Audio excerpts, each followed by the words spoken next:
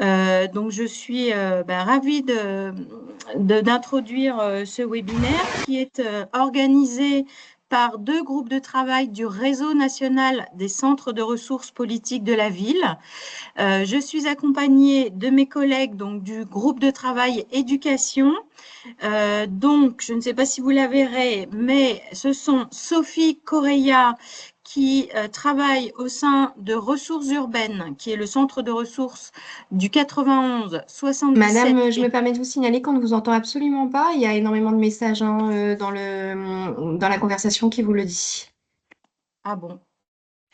Moi, j'entends très bien Moi, de mon côté. j'entends très bien, donc je pense que c'est le micro des participants.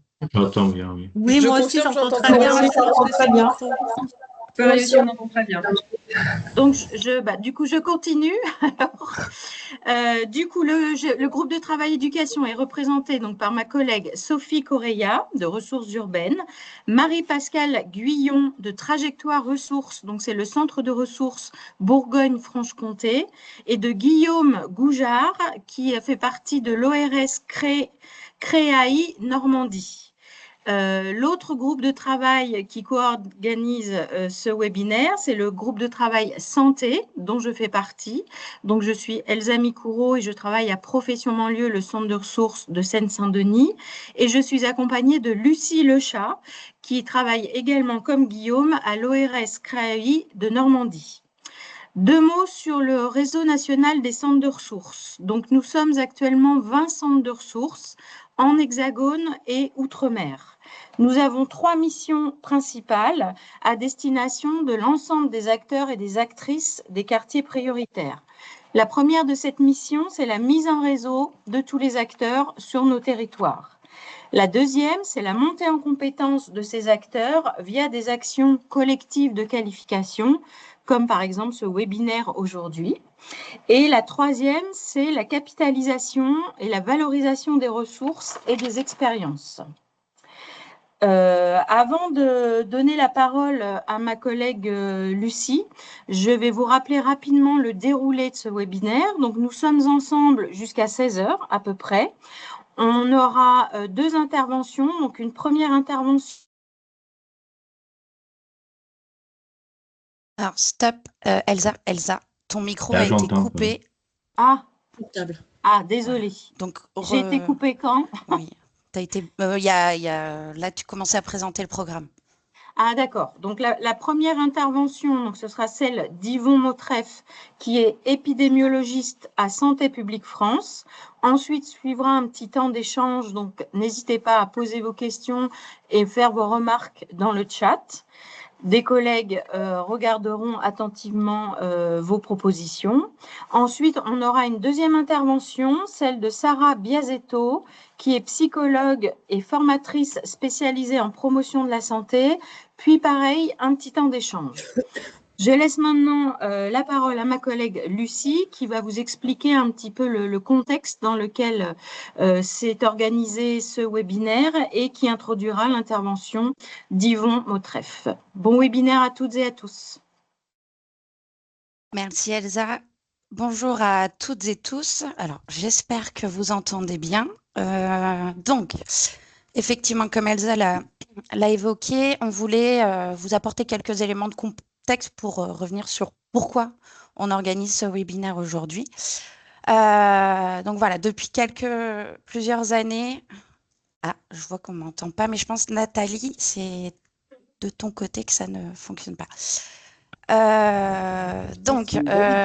Peut-être indiquer dans le chat aux personnes de se déconnecter, de se reconnecter. Des fois, ça peut refonctionner. Alors, pourquoi ce webinaire? Donc, en fait, voilà, vous le savez, depuis plusieurs années et encore plus depuis la crise sanitaire, les questions de santé mentale ont pris une place croissante dans le débat public et dans l'action locale. Dans les quartiers prioritaires, ces enjeux sont particulièrement sensibles car ils s'inscrivent dans un contexte bien plus large d'inégalités sociales et territoriales de santé, de conditions de vie plus fragiles et parfois des parcours de vie qui sont difficiles et donc des besoins plus complexes auxquels il faut apporter des réponses et accompagner. Vous dire aussi que dans le cadre du groupe de travail santé, on a mené une analyse flash dans les contrats de ville, une analyse flash des contrats de ville sur comment était pris la santé mentale, comment ça a été inscrit dans les contrats de ville. Et ce qu'on peut dire, c'est que voilà, c'est une notion, un enjeu qui est davantage identifié sur ces nouveaux contrats de ville 2000, les derniers contrats de ville, pardon, excusez-moi, comme il y a les messages, ça me perturbe un peu. Et donc, en fait, ce qu'on peut dire, en tout cas, c'est que même si c'est bien pris en compte et davantage pris en compte aujourd'hui, la santé mentale reste souvent abordée de manière peu opérationnelle et les acteurs reconnaissent son importance, mais peinent parfois à traduire ces enjeux en actions concrètes, coordonnées et adaptées aux besoins et en fonction des ressources sur les territoires. Alors, dans les QPV, certains professionnels peuvent constater une meilleure capacité de repérage des situations de souffrance psychique. Mais voilà, ce repérage pose immédiatement une autre question. Que faire ensuite? Parce qu'on observe et je pense que vous en êtes tous et toutes conscientes qu'il y a des difficultés d'accès aux soins. Les délais d'attente peuvent être parfois longs. Il y a un manque de professionnels ou encore des formes de renoncement aux soins qui limitent parfois les réponses possibles à apporter. Et derrière ça, il y a tout l'enjeu des articulations à construire entre le droit commun et les dispositifs et dynamiques développés dans le cadre de la politique de la ville. Dans ce contexte-là, les programmes de réussite éducative et les cités éducatives occupent une place stratégique parce qu'elles sont à l'interface entre les écoles, les familles, les professionnels du social, l'éducation ou encore la santé. Et l'idée, c'est qu'ils permettent de penser des parcours plus cohérents, à la fois du repérage jusqu'à l'orientation, l'accompagnement, en s'appuyant sur des ressources du territoire. Mais les coordos PRE et des cités éducatives ne peuvent pas être les seuls acteurs mobilisables pour apporter des solutions. Rappelons aussi que la santé mentale ne relève pas seulement du soin, elle est aussi liée au cadre de vie, au logement, à l'environnement scolaire, aux relations familiales et sociales, à la parentalité, plus largement aux conditions dans lesquelles les enfants grandissent et se développent en tant qu'individus. Et c'est bien pourquoi elle nous concerne toutes et tous, au-delà du secteur sanitaire et de l'individu seul, on a toutes au final, toutes et tous, un pouvoir d'agir. Donc voilà, ce webinaire part d'un constat simple, agir sur la santé mentale des habitants des quartiers, c'est aussi agir sur les conditions de réussite éducative et de réduction des inégalités. Et la réciproque fonctionne également.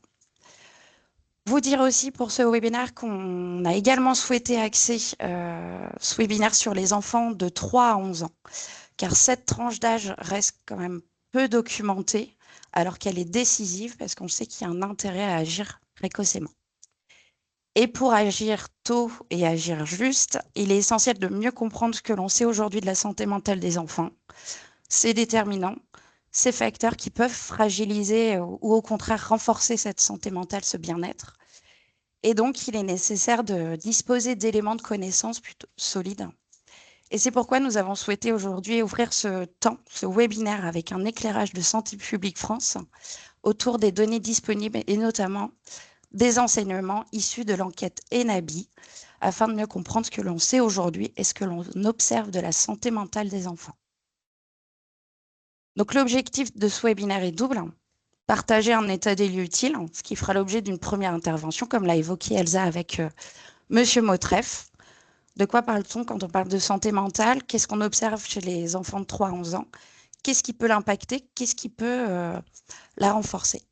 Et puis, on ouvrira donc avec Madame Biasetto une réflexion sur les postures, les leviers d'action et les coopérations possibles sur nos territoires.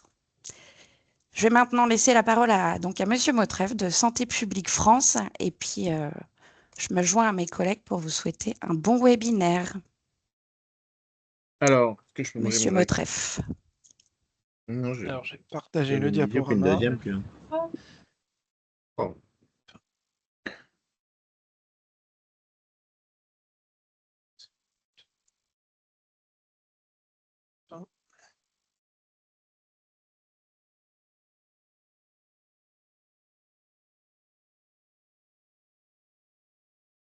Normalement, vous devez voir mon écran. Oui, il Oui, faut le mettre c'est tout bon. en plein écran, par Ouais, contre. je suis en train de le mettre. Je pense que D'accord. l'ordinateur chauffe un peu. Ah. Ça va arriver. Donc, en attendant que Monsieur Voilà. Montreffe démarre, donc n'oubliez pas de couper vos Non, ça marche pas, micros. écoutez, hein. Et pour toutes les questions et remarques, utilisez le chat. Merci.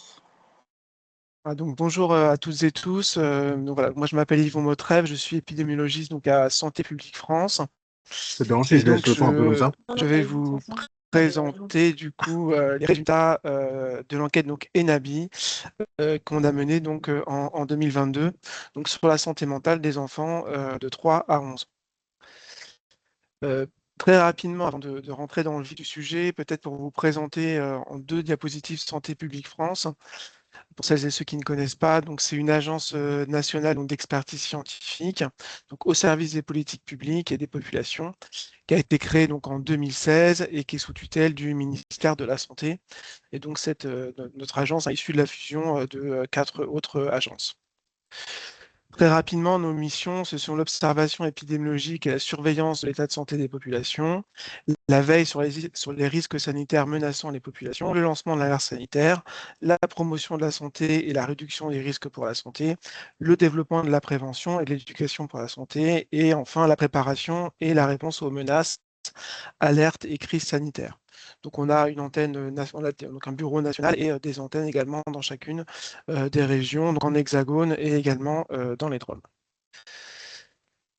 Donc avant de passer à ENABI, très rapidement, pour vous rappeler un peu la définition de la santé mentale et ce qu'on va aborder donc, dans la suite de la présentation. Donc l'OMS a défini le bien-être mental, la santé mentale comme un bien-être mental dans lequel une personne peut se réaliser, surmonter les tensions normales de la vie, accomplir un travail productif et contribuer à la vie de sa communauté. Voilà, la santé mentale, elle fait partie intégrante de la santé globale, au même titre que la santé physique. On a tous et toutes une santé mentale et notre santé mentale varie au cours de la vie selon les situations que nous traversons. La santé mentale, c'est aussi une recherche constante d'un équilibre qui va dépendre de plusieurs facteurs, de la nature des événements auxquels on fait face, de l'environnement, des conditions dans lesquelles on vit, et si on se trouve le psychique, de la qualité de l'aide et des soins. On peut globalement diviser la santé mentale en 2 grandes dimensions, on va dire la dimension bien-être, mal-être, parce que sur le graphique à droite, donc c'est bonne santé mentale et mauvaise santé mentale, et la dimension, on va dire trouble psychique, où une personne peut présenter des troubles ou ne pas en présenter. Et donc les 2 dimensions sont bien sûr liées, mais aussi peuvent être indépendantes, c'est-à-dire que une personne peut avoir une bonne santé mentale et souffrir de troubles psychiques, ou à l'inverse, une personne peut avoir une mauvaise santé mentale sans souffrir de troubles psychiques. Dans les résultats que moi j'ai présentés donc par la suite, on est vraiment sur le versant plutôt présence ou absence de troubles. Voilà. Et juste, si vous voulez en savoir plus sur la santé mentale, il y a un site donc de Santé publique France, donc Santé mentale Info Service, pour trouver un peu ce que je vous ai présenté. Donc passons maintenant donc, aux résultats d'ENABI. Donc ENABI qui est une enquête donc, sur la santé mentale des enfants donc, de 3 à 11 ans en France hexagonale. Donc cette enquête, en fait, elle s'est lancée dans les suites de la crise Covid-19, en fait, où il y a eu beaucoup d'alertes sur l'exacerbation des troubles psychiques donc, au décours et pendant la pandémie de Covid-19. Et ce constat, en fait, qu'on n'avait aucune donnée objective et épidémiologique en population générale chez les enfants de moins de 11 ans. Chez les plus de 11 ans, on a des enquêtes qui existent, notamment en classe, donc chez les collégiens et lycéens, et après des enquêtes également chez les adultes, mais chez les enfants, on n'avait pas de données. Et donc c'est pour ça qu'on a mis en place donc, cette étude avec 3 objectifs principaux. Donc de décrire l'état de santé mentale donc des enfants en population générale, donc des enfants scolarisés de la petite section de maternelle au CM2. Deuxième objectif, d'améliorer les connaissances sur les facteurs associés. Et le troisième objectif, d'estimer le recours aux soins et les facteurs associés donc, au recours aux soins pour raisons de santé mentale. Au niveau du design de l'enquête, donc c'est une enquête qu'on appelle une enquête transversale, c'est-à-dire qu'on fait une photographie à un instant T. C'est une enquête qu'on a réalisée par tirage au sort et donc qui est représentative des enfants scolarisés donc en école élémentaire, en école pardon, maternelle et élémentaire publique et privée, donc en France hexagonale. Donc on a tiré en fait au sort donc 600 écoles dans les bases de l'éducation nationale et ensuite on a tiré au sort donc des classes parmi ces écoles-là et enfin on a invité tous les enfants des classes tirées au sort à participer. Donc, le terrain de l'étude s'est déroulé entre mars et juillet 2022 et donc on a conçu cette enquête bien sûr en s'appuyant sur différents experts, à la fois cliniciens, épidémiologistes, chercheurs, d'autres institutions que Santé publique France. Et on a également mené une démarche de concertation avec donc, les parties prenantes de la santé, de la famille et de l'éducation pour faire en sorte que cette enquête se déroule le mieux possible dans les écoles et auprès des familles. Donc la particularité des NABI, c'est qu'en fait pour chaque enfant, va avoir 3 sources d'information, 3 questionnaires, 3 informans. Donc le premier informant, ce sont donc les parents qui ont été interrogés donc par internet ou par téléphone. Ensuite les enseignants qui ont été interrogés donc sur tablette et qui ont répondu à un questionnaire pour chaque enfant de leur classe. Et enfin, les enfants eux-mêmes, à partir du CP, qui ont répondu à un questionnaire interactif donc en classe, sous la supervision d'enquêteurs habilités donc, pour faire l'enquête. C'est-à-dire que les enquêteurs se déplaçaient dans les écoles et les classes, distribuaient des tablettes et les enfants donc, du CP au CM2 répondaient donc à un questionnaire sur tablette. Les enfants maternels n'ont pas été interrogés parce qu'il n'y a pas beaucoup d'outils qui existent pour ces enfants-là et c'est plus difficile de recueillir leur point de vue. Ils sont encore un peu petits. Dans le cadre d'une étude épidémiologique, bien sûr. Donc très rapidement, les questionnaires, j'y reviendrai tout à l'heure quand je présenterai les résultats, mais donc on a un questionnaire enfant, comme je l'ai dit, là, qui va recueillir en fait donc, des symptômes de santé mentale, également une échelle sur le bien-être. L'enseignant va également recueillir des symptômes de santé mentale, les compétences scolaires et les dispositifs d'accompagnement dont dispose l'enfant. Et enfin, un questionnaire parent, là, qui va balayer un peu toute la vie au sens large de l'enfant, donc la composition de la famille, ses activités, son mode de vie, sa santé au sens large, le vécu du Covid-19, la parentalité, la santé du parent répondant, le soutien social et les caractéristiques sociodémographiques. Donc, comment est-ce qu'on a mesuré donc, la santé mentale dans NABI? Donc, en fait, on s'est appuyé sur des outils qui sont standardisés, largement utilisés à l'international et en France pour mener des enquêtes épidémiologiques et des outils qui sont aussi également des fois utilisés en clinique. Et donc, en fait, ce sont ce qu'on appelle des échelles psychométriques. Donc là, on a utilisé donc, pour le parent et l'enseignant le questionnaire qui s'appelle le Strengths and Difficulties Questionnaire, donc le SDQ, qui en fait va poser 25 questions donc, sur les forces et difficultés de l'enfant sur une période qui s'étale environ sur les 6 derniers mois ou l'année scolaire en cours pour les enseignants. Et donc cette échelle va nous permettre de voir en fait si l'enfant présente des symptômes émotionnels, oppositionnels ou d'inattention, hyperactivité. Et on a également interrogé sur le retentissement de ces symptômes, de ces difficultés donc dans la vie de l'enfant, que ce soit à l'école, à la maison, à la famille ou dans ses activités de loisirs. Donc là, vous avez à droite un exemple de question. Au niveau du questionnaire enfant, donc on a utilisé le Dominique interactif, qui là encore est une échelle standardisée et qui va, contrairement au SDQ, recueillir donc des symptômes déclarés à un instant T par les enfants. Et là, l'avantage de ce questionnaire, c'est que donc les questions sont sonorisées, c'est-à-dire qu'elles sont lues dans le casque sur la tablette, et elles sont également illustrées par une ou plusieurs scénettes. Pour chaque question, vous avez des exemples là à l'écran à gauche. Et donc là encore, cette échelle va nous permettre de mesurer des symptômes émotionnels, oppositionnels ou d'inattention, hyperactivité. Là, contrairement au SDQ, on n'interroge pas sur la durée ni le retentissement des symptômes parce que c'est trop compliqué d'interroger les enfants à cet âge-là sur ce type de questions. Alors, vous avez vu, donc on a 3 informans ou 2 pour les maternelles, et bien sûr, donc on mesure à peu près la même chose dans les questionnaires et on va avoir, vous en doutez, des réponses qui peuvent être discordantes ou concordantes entre les différents informans. C'est tout à fait normal, bien documenté dans la littérature scientifique épidémiologique et également en clinique. On va interroger, les cliniciens interrogent aussi souvent les parents et l'enfant, par exemple. Ce que montre aussi la littérature, c'est que finalement, si on combine les différents questionnaires, on va avoir des estimations plus fiables.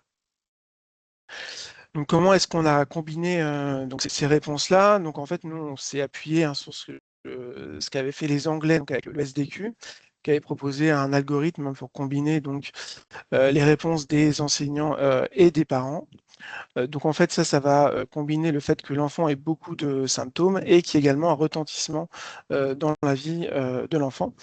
Et donc la particularité d'Enabi, c'est qu'on a donc interrogé les enfants et donc on a intégré donc dans cet algorithme le point de vue de l'enfant pour la dimension en fait émotionnelle, puisque en fait là encore la littérature montre que voilà les troubles émotionnels sont moins bien vus en tout cas par les adultes et que donc il y a vraiment intérêt à prendre le point de vue de l'enfant et au contraire les troubles dits externalisés sont plutôt bien renseignés par donc les adultes.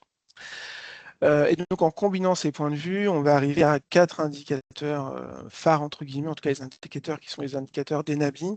Donc la présence d'un trouble émotionnel probable, la présence d'un trouble oppositionnel probable, la présence donc d'un trouble du déficit de l'attention avec ou sans hyperactivité probable, et un indicateur qui va combiner donc, ces 3 indicateurs-là, donc au moins un de ces troubles probables. Donc, vous l'avez entendu, je prends une précaution de langage, on parle de troubles probables parce qu'on est sur donc des échelles psychométriques, on n'est pas sur un diagnostic clinique, donc il peut avoir un défaut négatif, des faux positifs, et donc on prend cette précaution de langage, mais là encore, voilà, la littérature scientifique montre qu'on arrive quand même à des estimations qui sont assez fiables en utilisant ces outils-là au niveau d'une population.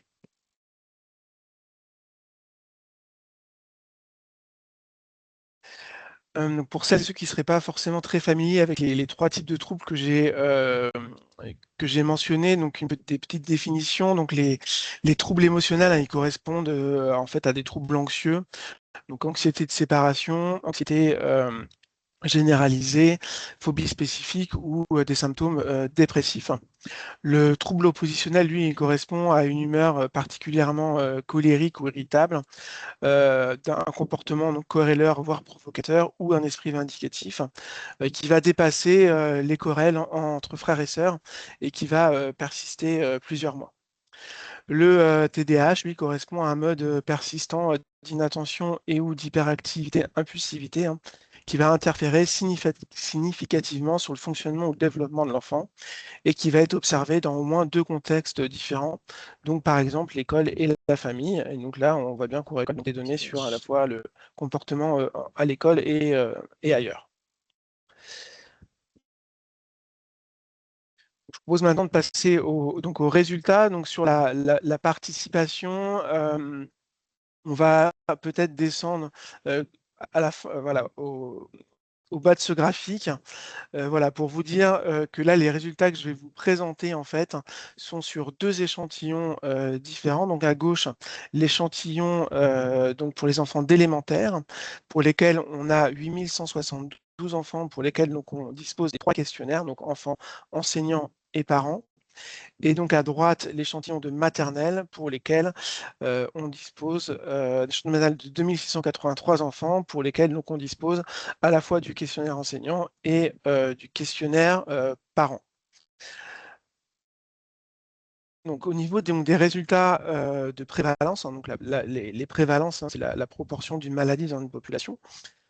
Ce qu'on voit sur les maternelles, donc, c'est qu'on a une prévalence des difficultés émotionnelles qui s'élève à 1,8%, des difficultés oppositionnelles qui s'élèvent à 5,9% et des difficultés d'inattention hyperactivité à 1,9%. Et donc, on combine ça, on a 8,3% donc des enfants qui présentaient au moins une difficulté probable. On a des prévalences qui étaient un peu supérieures chez les garçons par rapport aux filles. Et ces prévalences-là sont du même ordre de grandeur que ce qu'on peut retrouver à l'international, bien qu'il y ait très peu de données chez les enfants si jeunes. Donc là, on est sur les 3-5 ans chez les maternelles.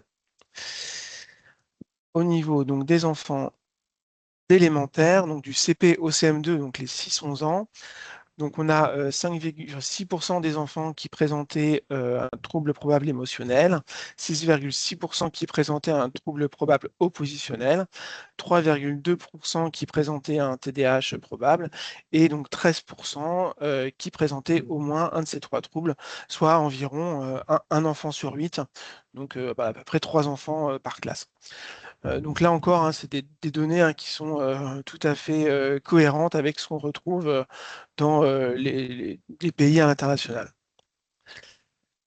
Si on regarde les différences par sexe, ce qu'on remarque en fait, c'est que les filles présentent des prévalences de troubles émotionnels plus importantes que les garçons, et à l'inverse, les garçons présentent des difficultés oppositionnelles ou un TDAH probable, voilà, en proportion plus importante que les filles.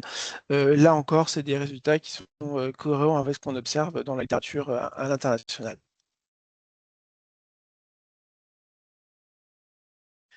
Alors ensuite, on a regardé les facteurs qui donc étaient associés à la présence d'au moins un trouble probable, donc là, donc chez les enfants d'élémentaire, donc les 6 à 11 ans.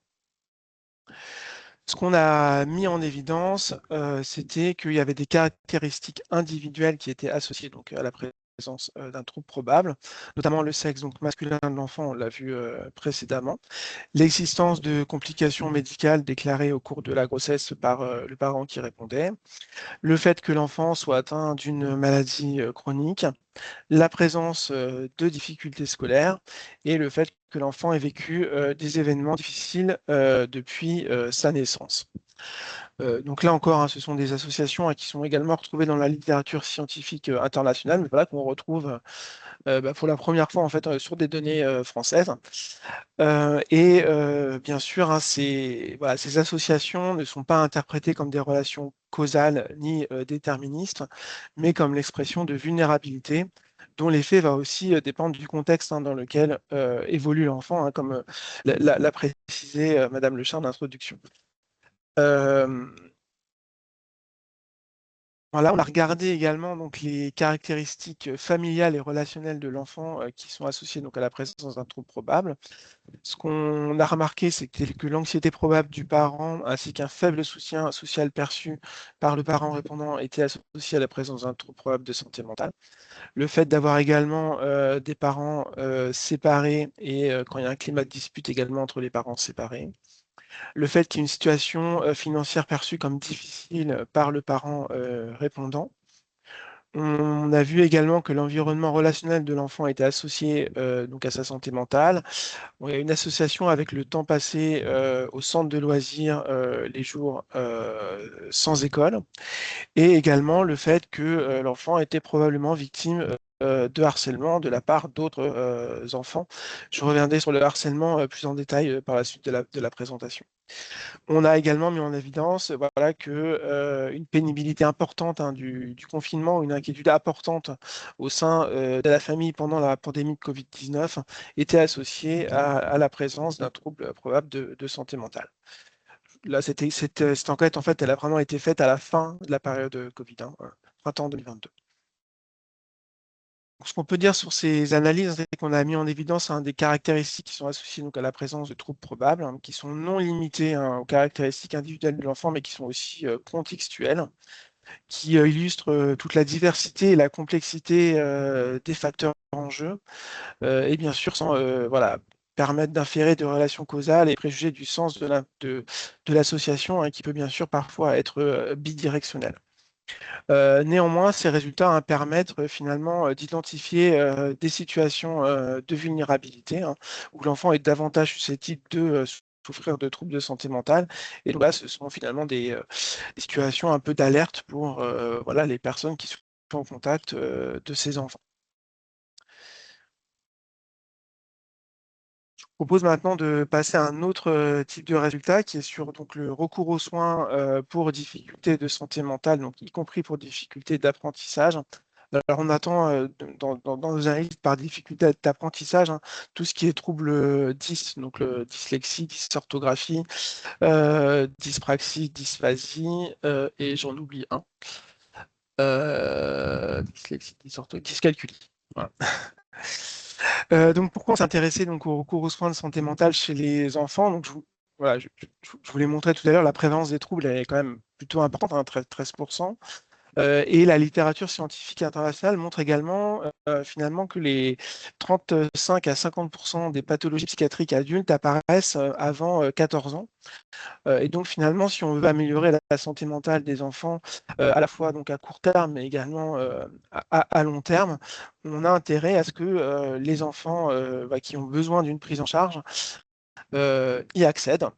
Euh, Mais malheureusement, ce que voilà, nous montrent les études à l'international, c'est que même dans les pays à haut revenu, il y a un peu moins de la moitié des enfants avec un trouble de santé mentale qui ont recours aux soins. En France, on a en fait finalement très peu de données sur le recours aux soins pour difficultés de santé mentale chez les moins de 11 ans. On a bien sûr tout ce qui est données de consommation de soins, mais ça ne permet pas finalement d'appréhender le recours aux soins ou le non-recours aux soins au niveau populationnel.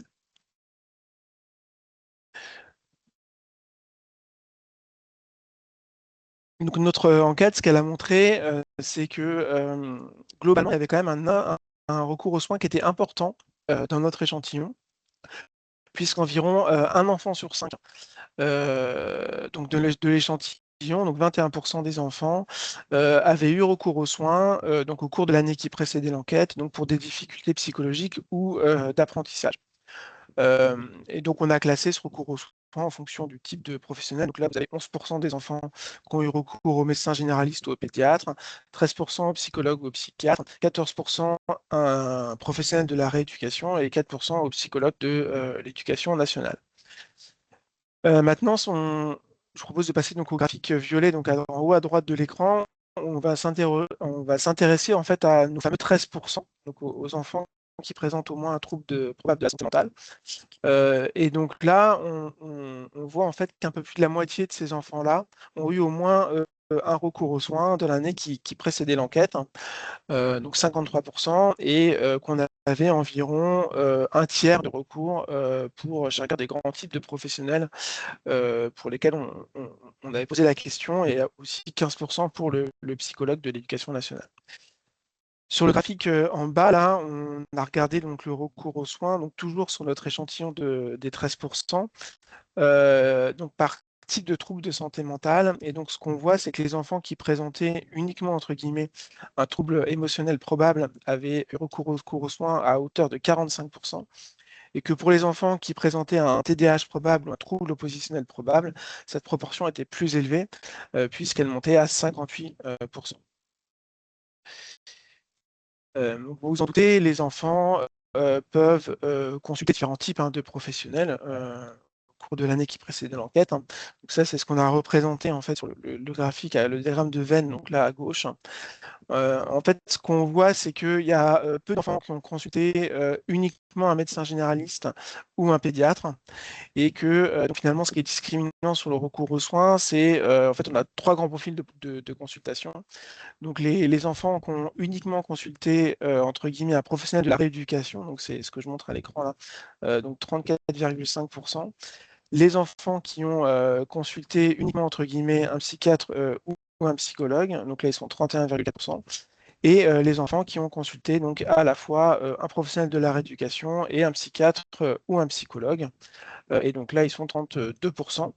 Donc on a regardé finalement les facteurs associés à ces 3 profils, soit 3 grands profils de consultation. Donc, qu'est-ce qu'on a montré? C'était qu'un haut niveau de diplôme du parent répondant était associé à un recours accru au profil de consultation au psychiatre ou au psychologue uniquement, et au profil de consultation donc à un professionnel de la rééducation et à un psychologue ou un psychiatre, mais pas au profil de consultation d'un professionnel de la rééducation uniquement. Donc là, en fait, ce que ça nous dit, c'est que finalement, que le recours au psychologue ou au psychiatre, il est socialement indifférencié sur le diplôme du parent. On a montré également une association sur du coup le pays de naissance des parents, à savoir que les enfants dont les parents étaient nés à l'étranger avaient moins recours aux soins que les enfants dont les parents étaient nés donc en France. On a également montré une association avec donc, un recours accru au psychologue ou au psychiatre pour les enfants dont les parents étaient séparés, hein, suggérant là un besoin un peu plus important pour ces enfants-là. Et on a également montré un moindre recours aux professionnels de la rééducation en banlieue ou en milieu rural en comparaison aux enfants qui vivent plutôt dans les centres-villes ou dans les très grandes villes. On n'a pas montré d'association au recours aux soins par rapport à la taille du foyer ou au ressenti financier. Et enfin, on a montré une association entre le fait de présenter des difficultés scolaires et le recours aux soins, et ce, indépendamment qu'il y ait un trouble ou pas de santé mentale. Donc voilà, les difficultés scolaires, hein, sont un facteur de besoin pour la santé mentale. Donc, par rapport à ces analyses sur le recours aux soins, pour résumer, voilà, ce que ça nous dit, c'est qu'il y a quand même un important accès aux soins, hein, dans la population, 21% des enfants, donc 5 enfants par classe à peu près, donc c'est quand même assez important. Que parmi les enfants qui ont un trouble probable, on peut voir le verre à moitié plein ou à moitié vide, à savoir qu'il y a 53% des enfants qui ont recours aux soins, donc c'est plutôt positif.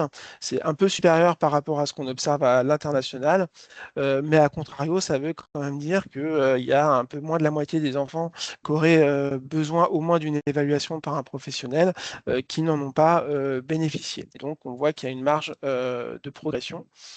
Donc les pistes, hein, pour faire progresser ça, c'est de renforcer la détection et la prise en charge des troubles émotionnels des enfants, hein, puisqu'on voit que les proportions de consultation sont moins importantes pour ce type de troubles. Il faut poursuivre tout ce qui est campagne d'information et de déstigmatisation de la santé mentale, à la fois en population générale, mais également en populations qui ont moins recours aux soins. Et ça, je pense que c'est particulièrement important, hein, pour les acteurs locaux que vous êtes, qui connaissez vos populations, et donc qui peuvent remettre une couche, en tout cas mieux sensibiliser les grands types de catégories de personnes qui ont moins accès aux soins. Et il faut bien sûr continuer à informer sur les ressources disponibles, hein, le Santé mentale infoservice, Clepsy ou encore le Psychom par exemple.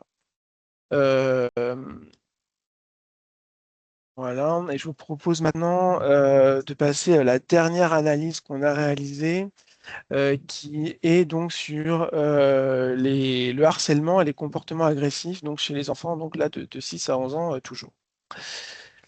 Donc pourquoi on s'est intéressé au harcèlement dans l'enquête? Parce qu'en fait, c'était une opportunité, cette enquête, de mieux comprendre les situations de type harcèlement chez les enfants en France, mais également aussi à l'international, parce qu'en fait, il y a très peu de littérature sur les enfants si jeunes sur le harcèlement. Il y en a beaucoup chez les adolescents, mais pas chez les enfants si jeunes. Donc le harcèlement, hein, c'est un phénomène multidimensionnel, hein, qui est défini comme une forme spécifique de violence qui se manifeste par des actes agressifs intentionnels répétés dans un contexte où la victime est en position de faiblesse face à un ou plusieurs agresseurs. Donc on a en France, hein, grâce aux enquêtes du ministère de l'Éducation nationale, des indicateurs robustes, hein, de victimation et de harcèlement. Et donc, suivant l'indicateur qui est pris en compte, on a donc des proportions de harcèlement, ou en tout cas de formes de violence, qui vont de 25% pour voilà, une forme de violence psychologique ou physique, hein, que l'éducation nationale appelle victimation, et qui va descendre à 5% chez les élèves de CE2, CM2, où là, on parle vraiment de harcèlement. Donc là, c'est vraiment un indicateur voilà, assez resserré sur le harcèlement.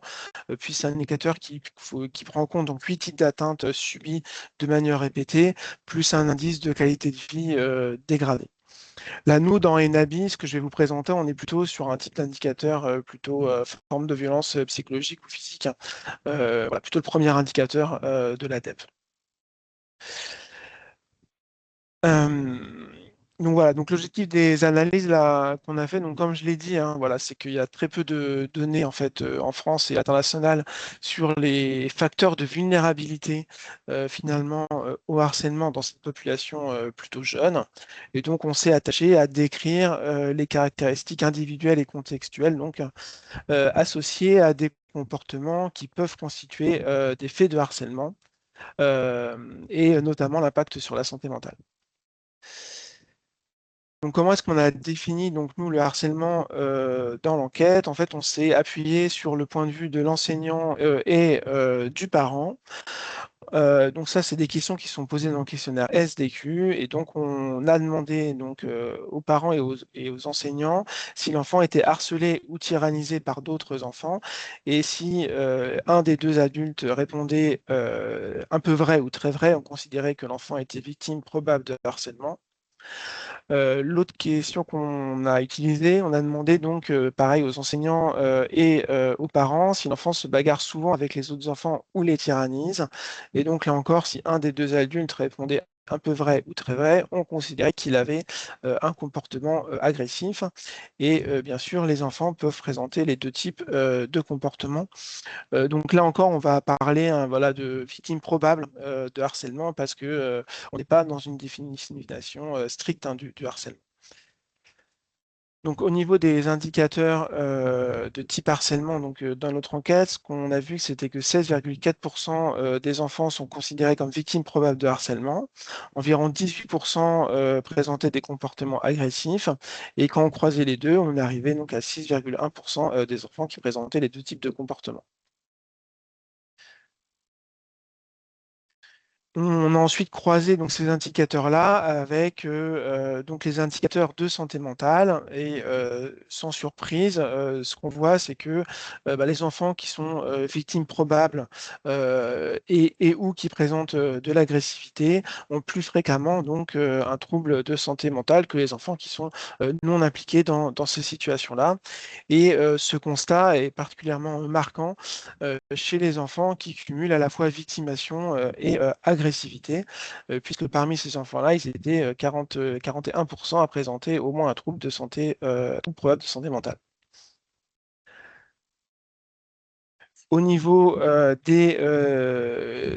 voilà, des associations, on a mis en évidence donc, certaines particularités individuelles étaient associées avec ces situations de type harcèlement, notamment le fait de présenter un trouble des apprentissages, donc un trouble 10, le fait d'avoir des besoins éducatifs particuliers, d'être né prématurément ou d'être en situation de surpoids ou d'obésité. Donc là, l'hypothèse hein, derrière, ce sont l'hypothèse de la différence dérangeante comme élément déclencheur, entre guillemets, des situations de harcèlement. Et ces associations, elles sont encore plus marquées hein, chez les enfants qui sont à la fois victimes probables et qui présentent de harcèlement et qui présentent de l'agressivité. On a également mis en évidence une association avec des situations familiales particulières, à savoir un désavantage socio-économique et des difficultés psychosociales des parents, donc qui constituent là encore une vulnérabilité supplémentaire de l'enfant. En revanche, on n'a pas mis en évidence d'association avec la fréquentation de la cantine ou de l'accueil périscolaire. Voilà, bien sûr, là encore, hein, ces associations, voilà, faut pas les interpréter comme des relations causales et déterministes, hein, mais bien comme l'expression de vulnérabilité dont l'effet va dépendre fortement hein, du contexte dans lequel évolue l'enfant. Voilà, pour agir contre le harcèlement, il y a plusieurs leviers, bien sûr, qui sont déjà mis en place et qu'il faut renforcer, notamment le développement des compétences psychosociales des enfants dès le plus jeune âge, ou encore, bien sûr, la sensibilisation et l'information à la problématique du harcèlement. Voilà, avec toujours communiquer le numéro vert, le 3018. Voilà, l'éducation nationale, mais aussi un programme de lutte contre le harcèlement. Et voilà, ce qu'on a mis en évidence sur les facteurs de vulnérabilité doit aussi permettre voilà, d'apporter une attention un peu plus particulière sur ces enfants-là par les personnes, voilà, les adultes qui sont en position d'encadrement vis-à-vis de ces enfants. J'en ai fini là pour les résultats. J'espère que je n'ai pas été trop long. Juste pour vous rappeler, enfin pour vous informer en tout cas que vous pouvez retrouver tous les résultats que j'ai présentés également et d'autres résultats également sur le site internet de Santé publique France. Si vous tapez ENABI, vous trouverez donc voilà tout ce que je vous ai présenté avec plus de détails. Je voulais voilà, terminer la présentation en remerciant finalement l'ensemble des personnes qui ont permis la tenue de cette enquête, qui est quand même une première en fait en France au niveau national. Et donc voilà, remercier bien sûr le ministère de l'Éducation nationale qui a permis la tenue de l'enquête et qui a soutenu cette enquête.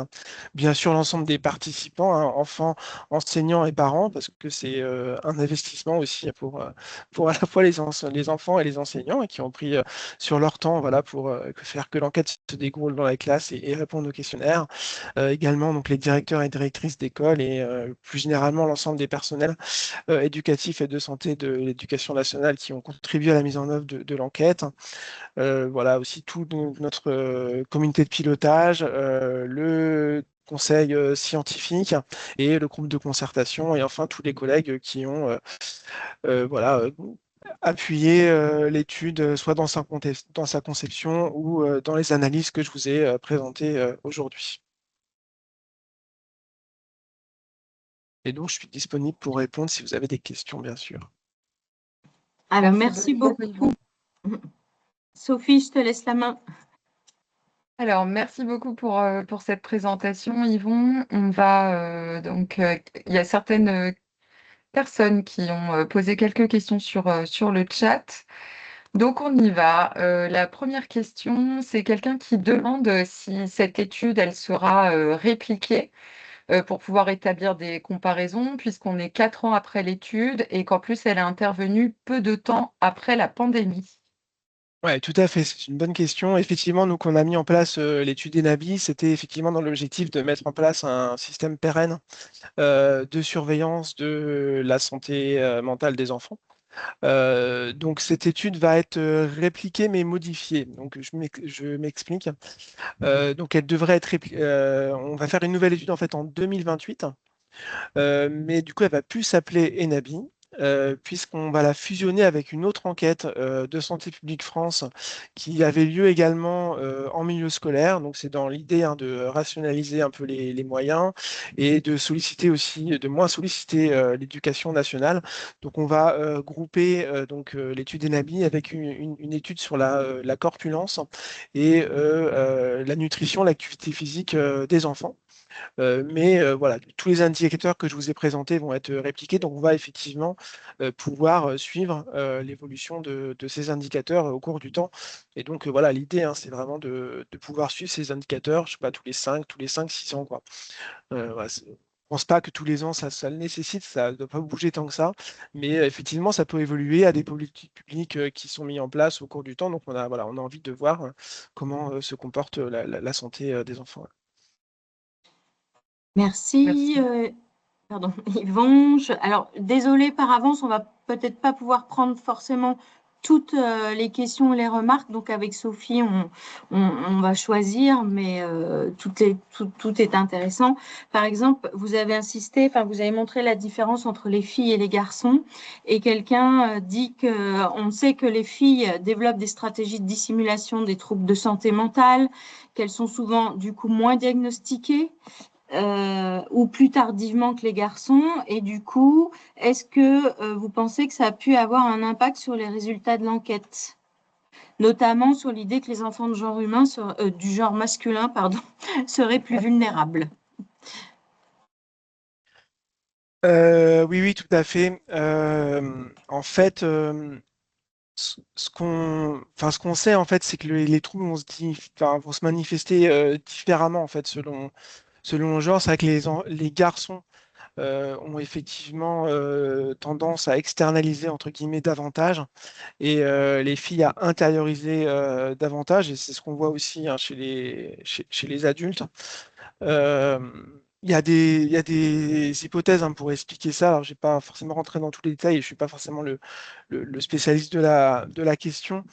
Euh, mais voilà, en fait, les garçons et les filles finalement sont socialisés un peu différemment. C'est-à-dire que les comportements agités sont peut-être moins tolérés chez les filles et au contraire, elles sont plus encouragées à verbaliser par rapport aux garçons. Euh, voilà, donc ça peut aussi un peu expliquer ces différences. Et après, bien sûr, euh, là, comment dirais-je, tout va dépendre de ce qu'on mesure en fait. Donc c'est vrai que nous, là, on essaie quand même d'être assez large, de balayer assez large pour effectivement mesurer les troubles qui surviennent à la fois chez les filles et chez les garçons.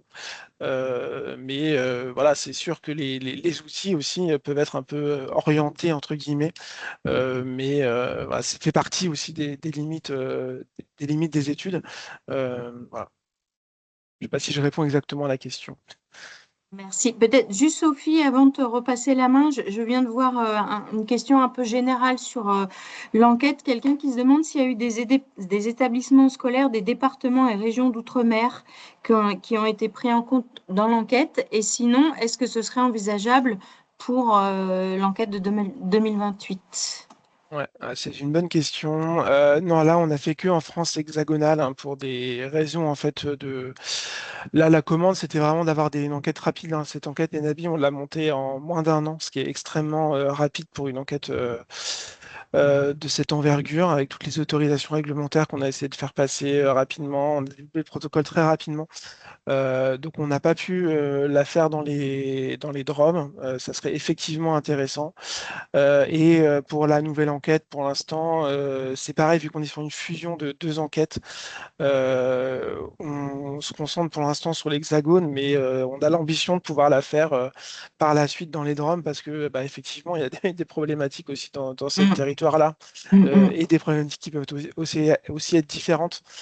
Donc c'est effectivement intéressant, mais en fait, ça nécessite aussi des adaptations aussi plus importantes des protocoles dans certains DROM. En tout cas, je pense notamment à Mayotte et en Guyane, où voilà, on pense que le protocole tel qu'il est fait en hexagone devrait être adapté, et donc ça nécessite aussi plus de temps de conception. Donc voilà, malheureusement pour l'instant non, mais on a ça en tête. Ok, merci. Sophie, du coup, excuse-moi, je te relaisse la main. Merci. Alors, j'ai une question qui est plutôt orientée vers les tranches d'âge. Est-ce que vous avez remarqué que il y avait plus d'enfants dès la maternelle qui étaient orientés et par rapport au manque de professionnels existants un peu sur tous les territoires et notamment les QPV, est-ce que vous avez quand même pu quantifier un peu les enfants qui auraient besoin d'un parcours de soins? Mais qui n'y ont pas accès faute de professionnels. Ouais. Alors, faute de professionnels, on n'a pas les données en fait pour le mesurer, puisqu'on n'a pas posé cette question-là en fait. Dans la prochaine enquête, on va poser les raisons de non-recours aux soins, ce qui nous permettra effectivement d'investiguer les motifs en fait de non-recours aux soins. Après, là, une analyse qu'on n'a pas encore fait, mais qu'on souhaite faire aussi, c'est croiser nos données avec les densités des différents professionnels de santé pour justement voir s'il y a des associations entre le recours aux soins et une densité moindre ou élevée. Enfin, voilà. Donc ça, c'est des analyses qu'on n'a pas encore faites et qu'on souhaiterait faire. On verra si ça donne quelque chose ou pas. Euh, Voilà, et après sur les quartiers prioritaires de la ville, on n'a pas de données spécifiques hein, sur les quartiers prioritaires de la ville. On a des données sur les enfants qui sont scolarisés en REP et en REP+, hein, puisqu'on a les caractéristiques des écoles hein, lesquelles s'est fait l'enquête. Euh, Après, moi, ce que j'ai envie de vous dire, c'est que quand on regarde les associations, ce qui est quand même plus intéressant, c'est de regarder les données individuelles. Donc là, j'ai peut-être passé vite, mais on a des associations avec le niveau de diplôme, le pays de naissance, et ça, pour moi, c'est plus robuste que juste une association au niveau écologique, on va dire. Donc oui, sans doute qu'il y a des difficultés supplémentaires dans les quartiers, dans les QPV, puisque il y a voilà, des populations qui sont plus défavorisées dans ces quartiers. Et ça, voilà, les données qu'on a permettent de montrer ces facteurs-là. Merci Yvon. Alors une remarque sur une personne qui se dit étonnée que le lien harcèlement périscolaire ne soit pas établi. En effet, parmi les situations que je traite, donc c'est quelqu'un qui travaille au sein de l'Éducation nationale, cette personne précise que la plupart des situations sont signalées par l'école, mais une moitié au moins naît sur le temps périscolaire. Nous l'expliquons par le cadre différent posé entre l'Éducation nationale et périscolaire. Et est-ce que vous avez quelque chose à compléter, enfin des éléments à nous donner là-dessus? Oui, oui, effectivement. Bah, en tout cas, nous, dans le données, on ne retrouve pas cette association. Ça ne veut pas dire qu'elle n'existe pas, hein, c'est que nous, là, on ne la retrouve pas. Après, sans doute qu'il faudra aller plus finement aussi, peut-être dans les indicateurs de harcèlement. Nous, comme je vous l'ai dit, c'est vraiment voilà, un indicateur de victimation probable, hein. Donc, voilà, qui permet quand même de montrer des vulnérabilités, mais effectivement pas sur le périscolaire. Alors après, ça dépend aussi, j'imagine, fortement de l'organisation du périscolaire. Enfin, on voit bien hein, que, enfin, moi j'ai des enfants aussi en âge d'aller à l'école et on voit bien que suivant les écoles, en fait, voilà, c'est aussi bah, comme partout, hein, c'est différent. Donc voilà. En tout cas, nous, sur nos données, on ne le montre pas. Je sais pas, plus d'explications que ça. Ok, alors du coup, Sophie, est-ce que... Alors moi, je voulais juste vous donner un élément. Il y a pas mal de ressources qui ont été partagées dans le chat, Oui, donc on en profitera pour les rajouter quand vous recevrez les différents supports, puisque certains ont partagé des initiatives, des associations, etc., qu'ils connaissent. Donc c'est bien de pouvoir le diffuser auprès de tout le groupe. On va donner une dernière question avant de passer à la suite. On nous demande s'il existe une formation PSSM enfant. Donc la personne nous dit qu'elle sait qu'il existe un module adulte et un module jeune, mais elle ne sait pas si c'est le cas pour les, pardon, pour les 3-11 ans. C'est une bonne question et je n'ai pas la réponse, hein, mais si vous voulez, je peux me renseigner. C'est pas mon domaine d'expertise. Je ne sais pas. Là, je vois dans le chat que quelqu'un met non, pas de PSSM enfant. Ah bah voilà. non. C'est peut-être quelque chose à développer pour dans l'avenir, en tout cas. Sans doute. Alors,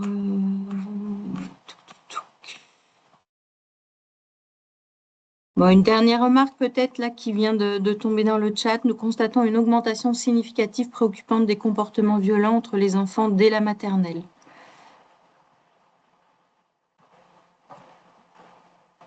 Oui, bah, du coup, je sais pas trop. Parce que, du coup, ça, on pourra le voir quand on aura fait la prochaine enquête. On La pourra voir prochaine. effectivement certains indicateurs, donc notamment les indicateurs, la question sur l'agressivité. Du coup, s'il y a ça pourra être vu. Mais alors, la prochaine enquête sera pas sur les maternelles. On va la centrer sur les élémentaires, les 6-11 ans. Donc, on n'aura pas de données sur les maternelles, mais en tout cas, on pourra le voir sur les élémentaires. En tout cas, ouais. Ça fait aussi partie du resserrage de l'enquête. Voilà, comme on le sait, on est tous contraints budgétairement, donc on doit faire des choix malheureusement. Et voilà. Bah écoutez, Yvon, merci beaucoup. Sophie, est-ce que c'est bon? Oui, je pense que c'est bon. Alors, savez-vous si l'étude a permis la mise en place d'actions concrètes? Allez, la Allez, on dernière finit avant avec de celle-là. passer. On l'espère. En tout cas, nous on œuvre voilà pour faire pour faire du lobbying, hein. Nous, bien sûr, tous ces résultats, ils sont partagés auprès de l'Éducation nationale, auprès du ministère de la Santé. On a fait des retours aussi aux écoles participantes, aux enseignants participants, on leur envoie les résultats. Donc voilà, après, on espère que les différents acteurs s'en emparent. Voilà, et c'est aussi, comme on fait des présentations aussi, comme aujourd'hui aussi, pour faire connaître les résultats et faire connaître les levées d'action. Mais c'est un travail de longue haleine. Et je vois aussi qu'il y a une question sur les temps d'écran. Là, j'en ai pas parlé, mais on a une synthèse là que je vous ai mis dans le dernier sur les temps d'écran, effectivement. Donc, on a aussi mesuré le temps d'écran, qu'on n'a pas pris en compte dans les analyses encore, parce que c'est une question très compliquée pour faire le lien avec la santé mentale. Mais il y a un travail qui est en cours. Mais là, vous aurez en fait une description des temps d'écran, donc des enfants de 3 à 11 ans en France. Eh ben, en Super. tout cas, merci beaucoup. Sophie, je te laisse la main pour introduire la deuxième intervention, donc celle de Sarah. Merci beaucoup, Monsieur Motreff. De rien, merci de votre invitation. Alors, en effet, on va passer à l'intervention de Sarah Biasetto, qui est, comme vous le voyez, psychologue, formatrice, intervenante. Elle va plutôt cibler son intervention sur l'impact de la santé mentale des enfants sur les parcours éducatifs. Effectivement, comme on vous l'avait dit en intro, on avait envie de faire ce lien et de se poser la question, qu'on soit un professionnel de la santé ou pas, à partir du moment où on est en lien ou en contact avec des enfants, si on voit que leur santé mentale est impactée, comment agir ou réagir. Sarah Biasetto, à vous.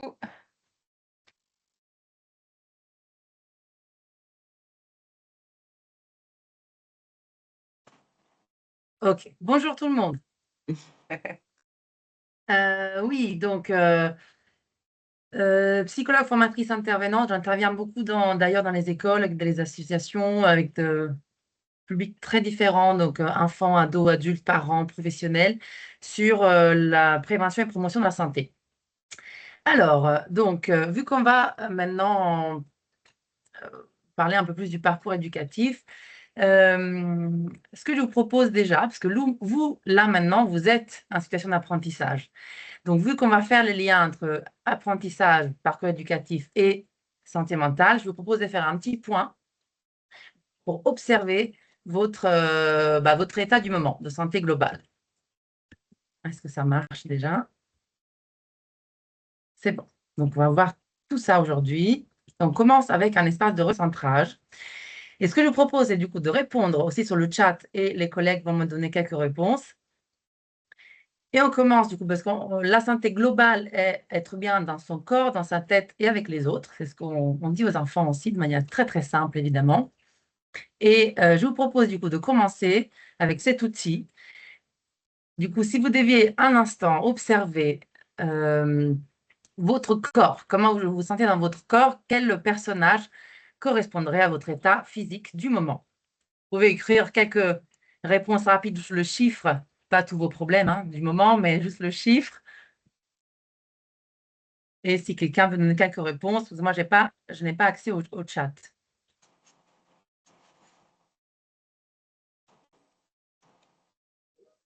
Ou bien, c'est pas grave, on avance. Non, ça va, on peut On te attend juste donner les des réponses. indications. Donc, on attendait que ça se remplisse un peu pour pas. Oui, voilà. bien sûr. Il paraît y avoir réponses, hein. plusieurs réponses en 5. Ouais. On a des réponses aussi en 11, 13, En 19 également. en 19, en 1, Très bien. Bon, en j'imagine que 10 c'est un peu, aussi. un Voilà. peu toutes les réponses. C'est clair que la canicule n'aide pas, mais justement, donc là, on teste une station d'apprentissage avec le corps qui souffre par la chaleur, au moins, moi, c'est mon cas. Ensuite, comment je me sens dans la tête? Un autre outil que moi, j'utilise aussi en formation et en intervention avec tous les publics. Donc, le Dixit, si vous devez choisir une carte qui représente votre humeur, votre état du moment. Donc, ça peut être, est-ce que je suis sereine, contente, fâchée, j'ai beaucoup de pensées parasites, je me sens stressée, je me sens confiante, Alors là, peut-être faites-le pour vous, peut-être c'est plus difficile de donner des réponses. C'est que quelques cartes du Dixit, évidemment. Alors, on a quelqu'un qui répond colombe, OK. On a la clé. clé. Chimiste, homme post-it, pantin en bas à droite, banc avec le journal, dans les nuages, le pantin qui ressort plusieurs fois, Super. la main avec la tornade, les clés qui ressortent, montre à gousset, pantin, masque, tornade. Merci pour vos réponses. Prenez vraiment, moi, ça me fait du bien, comme ça on a un peu d'interaction dans ce webinaire, mais sinon prenez-le vraiment pour vous. Et enfin, du coup, comment je me sens avec les autres? Donc là, ça peut être, est-ce que je viens avant le webinaire, de me disputer avec ma collègue? Ou au contraire, mon fils vient de me faire une blague? Donc là, vraiment, c'est au côté relationnel. Et là, du coup, c'est la météo. Si vous deviez associer votre état relationnel avec une image de la météo, est-ce que c'est plutôt le grand soleil? C'est interne, hein, parce que bon, à l'extérieur, il fait chaud, mais intérieurement, oui, il y a bien la grosse tempête, le gros orage. On Donc a là, quand même du Normal- ciel bleu, malgré voilà, forcément le thème qui résonne un peu avec la canicule. bien Le sûr. soleil, plein soleil, ouais. Le tonnerre, crépuscule, grand soleil, soleil. OK, Ouais, ça ressort pas mal de nuages également. très bien. Donc ça, c'est des outils qui peuvent faciliter l'expression et surtout la connaissance de soi, la conscience de soi, là, comment je me sens. Et évidemment, ça, c'est aussi un facteur de santé mentale. Avant d'arriver à un burn-out, si vous voulez, un épuisement émotionnel, l'idée, c'est d'entraîner aussi la conscience de soi, comment je me sens physiquement, psychologiquement et avec les autres. Bien, donc on verra comment votre état du moment impacte votre apprentissage dans ce webinaire. Donc, en effet, l'impact de la santé mentale sur le parcours éducatif, je pense que c'est aussi intuitif, hein, on peut l'imaginer. Mais il y a notamment une étude qui est sortie, une enquête des Columa. Je vous mettrai les liens. Et c'est pas celle où il y a du bleu. C'est pas celle de Yoda du bleu. Je pense qu'il y a quelqu'un qui a le. Ah, je pense, Retirez le micro. les micros, s'il vous plaît. Donc, cette enquête, du coup, fait vraiment le lien, donc identifie le lien entre santé mentale et engagement scolaire des élèves. Et en effet, les résultats amènent à faire l'hypothèse le décrochage scolaire des élèves serait le résultat d'un processus d'accumulation du stress. Alors, en effet, c'est intuitif. Le plus les enfants, les élèves, et d'ailleurs, quand je dis élèves, vous pouvez l'appliquer à toutes vos professions différentes. Le plus on est stressé, le plus on a du mal évidemment à apprendre, à se concentrer, à suivre, à être motivé d'aller à l'école ou à prendre aussi une activité créative au centre de loisirs, hein. On peut évidemment l'appliquer à tout. Donc ça a été démontré par cette enquête. Je vous mettrai les liens de 2022. Et ce qu'on va voir là, c'est aussi ce que vous, déjà, OK, on a fait le constat qu'en effet, le stress et notamment l'accumulation, le cumul du stress, parce que comme on a dit, la santé mentale n'est pas déterminée que par des facteurs individuels, moi, mon facteur génétique, mon caractère, ma volonté, mon histoire familiale, mais évidemment aussi par des facteurs socio-économiques et sociétaux. Là, la canicule, on ne la vit pas de la même manière selon aussi là où on vit, on travaille, le niveau des richesses, etc. Je pense que je ne vous apprends rien. Et du coup, OK, on a constaté ça. Je pense qu'aussi, au niveau des signaux d'alerte, on va faire un petit tour rapide, mais je pense que ça aussi, vous pouvez le voir dans vos professions. Mais c'est vrai que vraiment, par rapport aux enfants, donc ça dépend aussi de l'âge. Donc, je vous mettrai aussi, si vous voulez, un lien pour voir aussi selon les tranches d'âge, les différents signes de stress, signes d'alerte qu'on peut remarquer. Là, on n'a que 30 minutes, donc je vais un peu vite.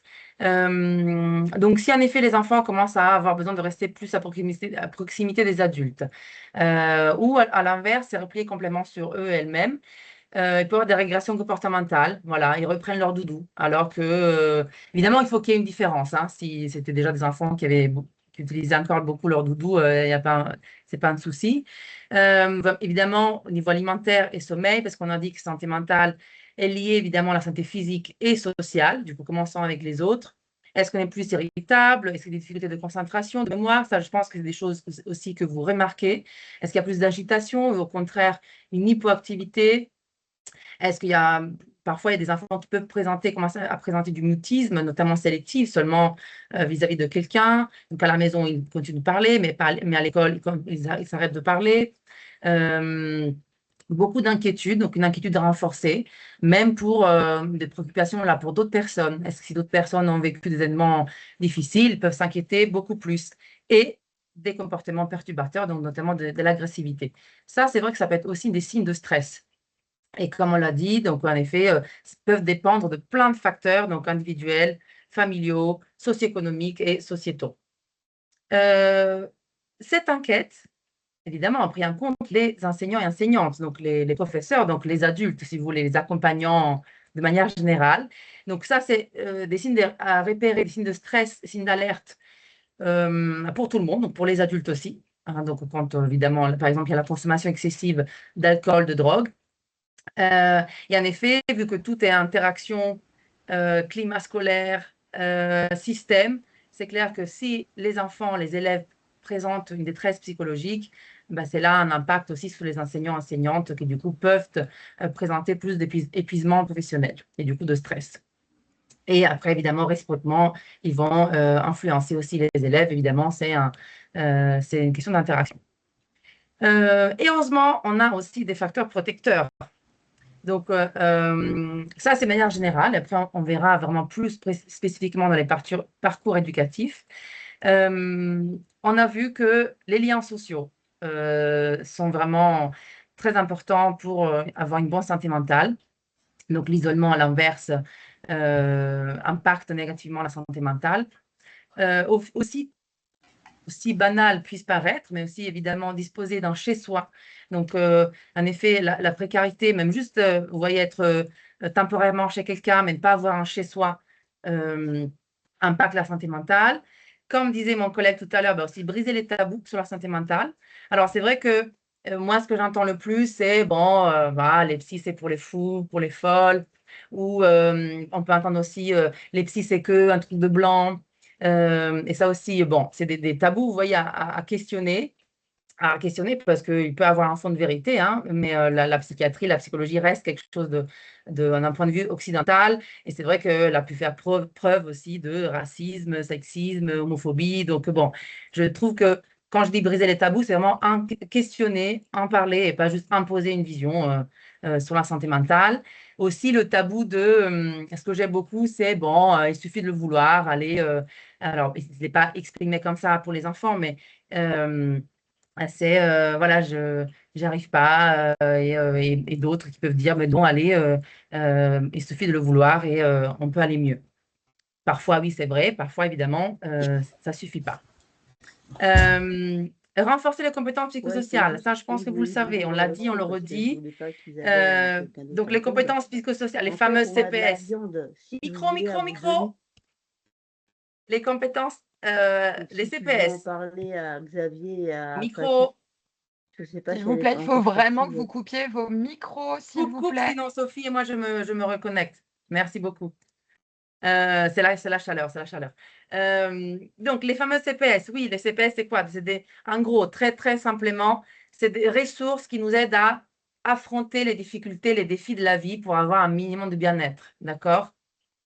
Donc, par exemple, comment gérer ses émotions, comment développer plus de confiance en soi, comment avoir de l'esprit critique, ne pas croire à tout ce qu'on nous dit, comment gérer les conflits, etc. Donc, c'est clair qu'au niveau individuel, c'est notre marge des manœuvres individuelle, si vous voulez. Si je renforce mes ressources, ben, je peux affronter les défis, les difficultés normales de la vie, d'accord? Et avoir une santé mentale plus renforcée. Et après, évidemment, comme on disait tout à l'heure, le collègue le disait, ça dépend évidemment de tous les facteurs socio-économiques. Donc, c'est une vulnérabilité et du coup, là, un facteur protecteur, mais ça dépend aussi de où on est, enfin, où on habite, qui on est, l'environnement où on est, etc., etc. Et donc, justement, comprendre aussi tous les déterminants sociétaux de la santé mentale peut aider parce que moi, dans mon expérience, ce que je vois, c'est que ça baisse un peu la pression. C'est OK, je comprends que je ne suis pas le seul responsable ou la seule responsable de mon état psychologique, mais ça dépend aussi, si je subis du racisme, c'est clair que ce n'est pas la même chose que si je ne le subis pas, par exemple. Et donc, là, ce que je vous propose, c'est qu'on aille plutôt du coup dans la prévention. OK, on a fait un constat, OK, les signes d'alerte, on verra vers la fin vers qui orienter, même si j'ai cru comprendre que dans le chat, déjà, il y a pas mal de ressources qui sont partagées. Donc, comment renforcer la santé mentale? Donc, du point de vue du coup des adultes, donc par rapport à vous et votre posture, comment on voit les enfants, comment on leur parle, comment on les perçoit. Déjà, ça peut être une première étape.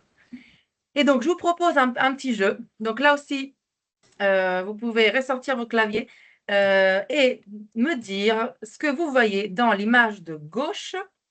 Là, il y a la bouteille et je profite pour boire. Qu'est-ce que vous percevez? Qu'est-ce que vous voyez? Donc, la bouteille, c'est quoi le dessin dans la bouteille? Sur la bouteille, qu'est-ce que vous voyez?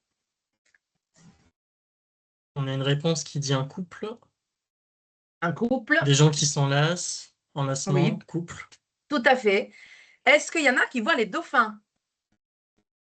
Alors, je crois qu'il y a une personne qui l'a marqué, je vérifie. Ah. Oui, dauphin, dauphin, en effet. Donc, il y en a qui…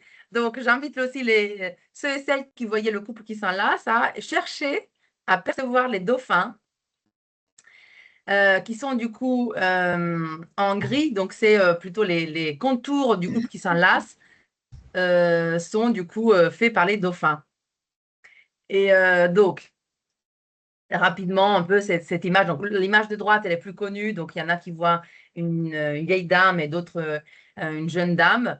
Là, l'idée, c'est du coup justement de partager cette différence qu'on peut avoir parfois. Là, ça montre que la réalité a une construction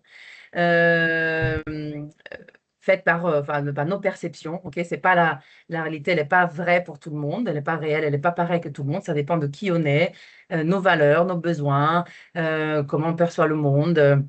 Est-ce qu'on est fatigué ou pas? Donc, peut-être que ce webinaire, aujourd'hui, avec la canicule, la chaleur, la fatigue, vous ne le percevez pas de la même manière que si vous étiez en forme.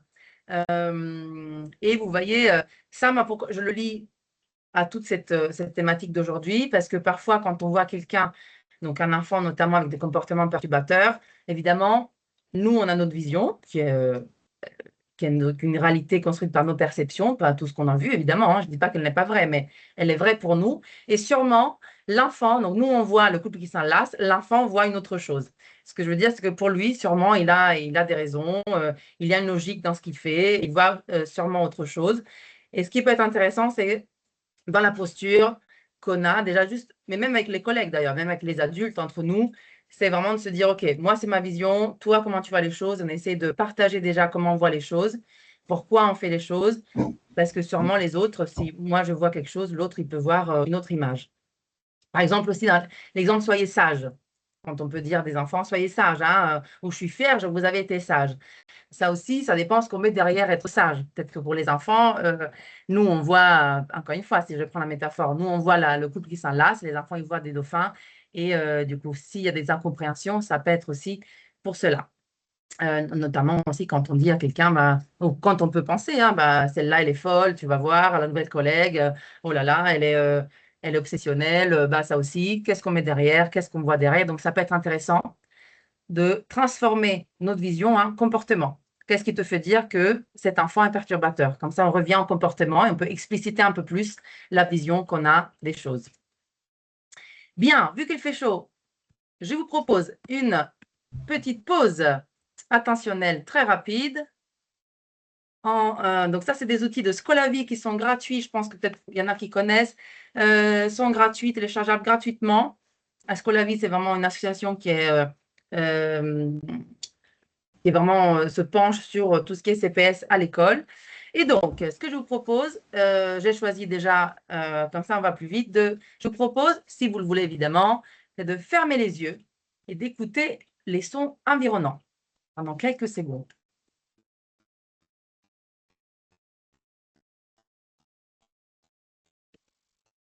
Encore une fois, on se recentre sur soi-même. On se recentre sur la perception des sons pour mettre aussi en pause peut-être toutes les pensées qui peuvent venir, faire une pause attentionnelle et repartir. Alors, là maintenant, on va faire du coup le parcours inverse. On a vu que la santé mentale dégradée, donc le stress chez les enfants par exemple, peut impacter leur apprentissage et du coup de manière générale leur parcours éducatif. Donc là, on peut faire l'inverse et voir quelles sont les méthodes d'apprentissage selon la psychologie cognitive et les sciences de l'éducation qui peuvent du coup renforcer la santé mentale, donc à l'école et évidemment ailleurs.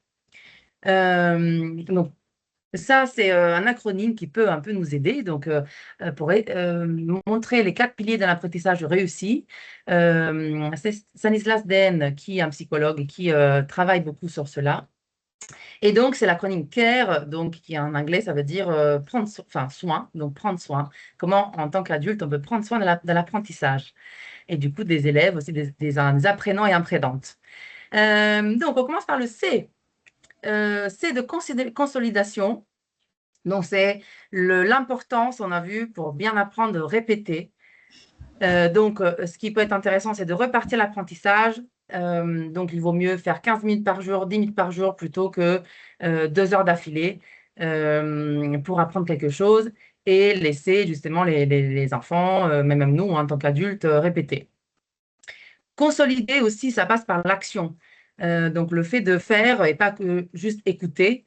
Là, je pense que tu es en train de le tester aussi. Un webinaire, c'est toujours plus complexe qu'une formation en présentiel où on joue, on teste, on touche les outils.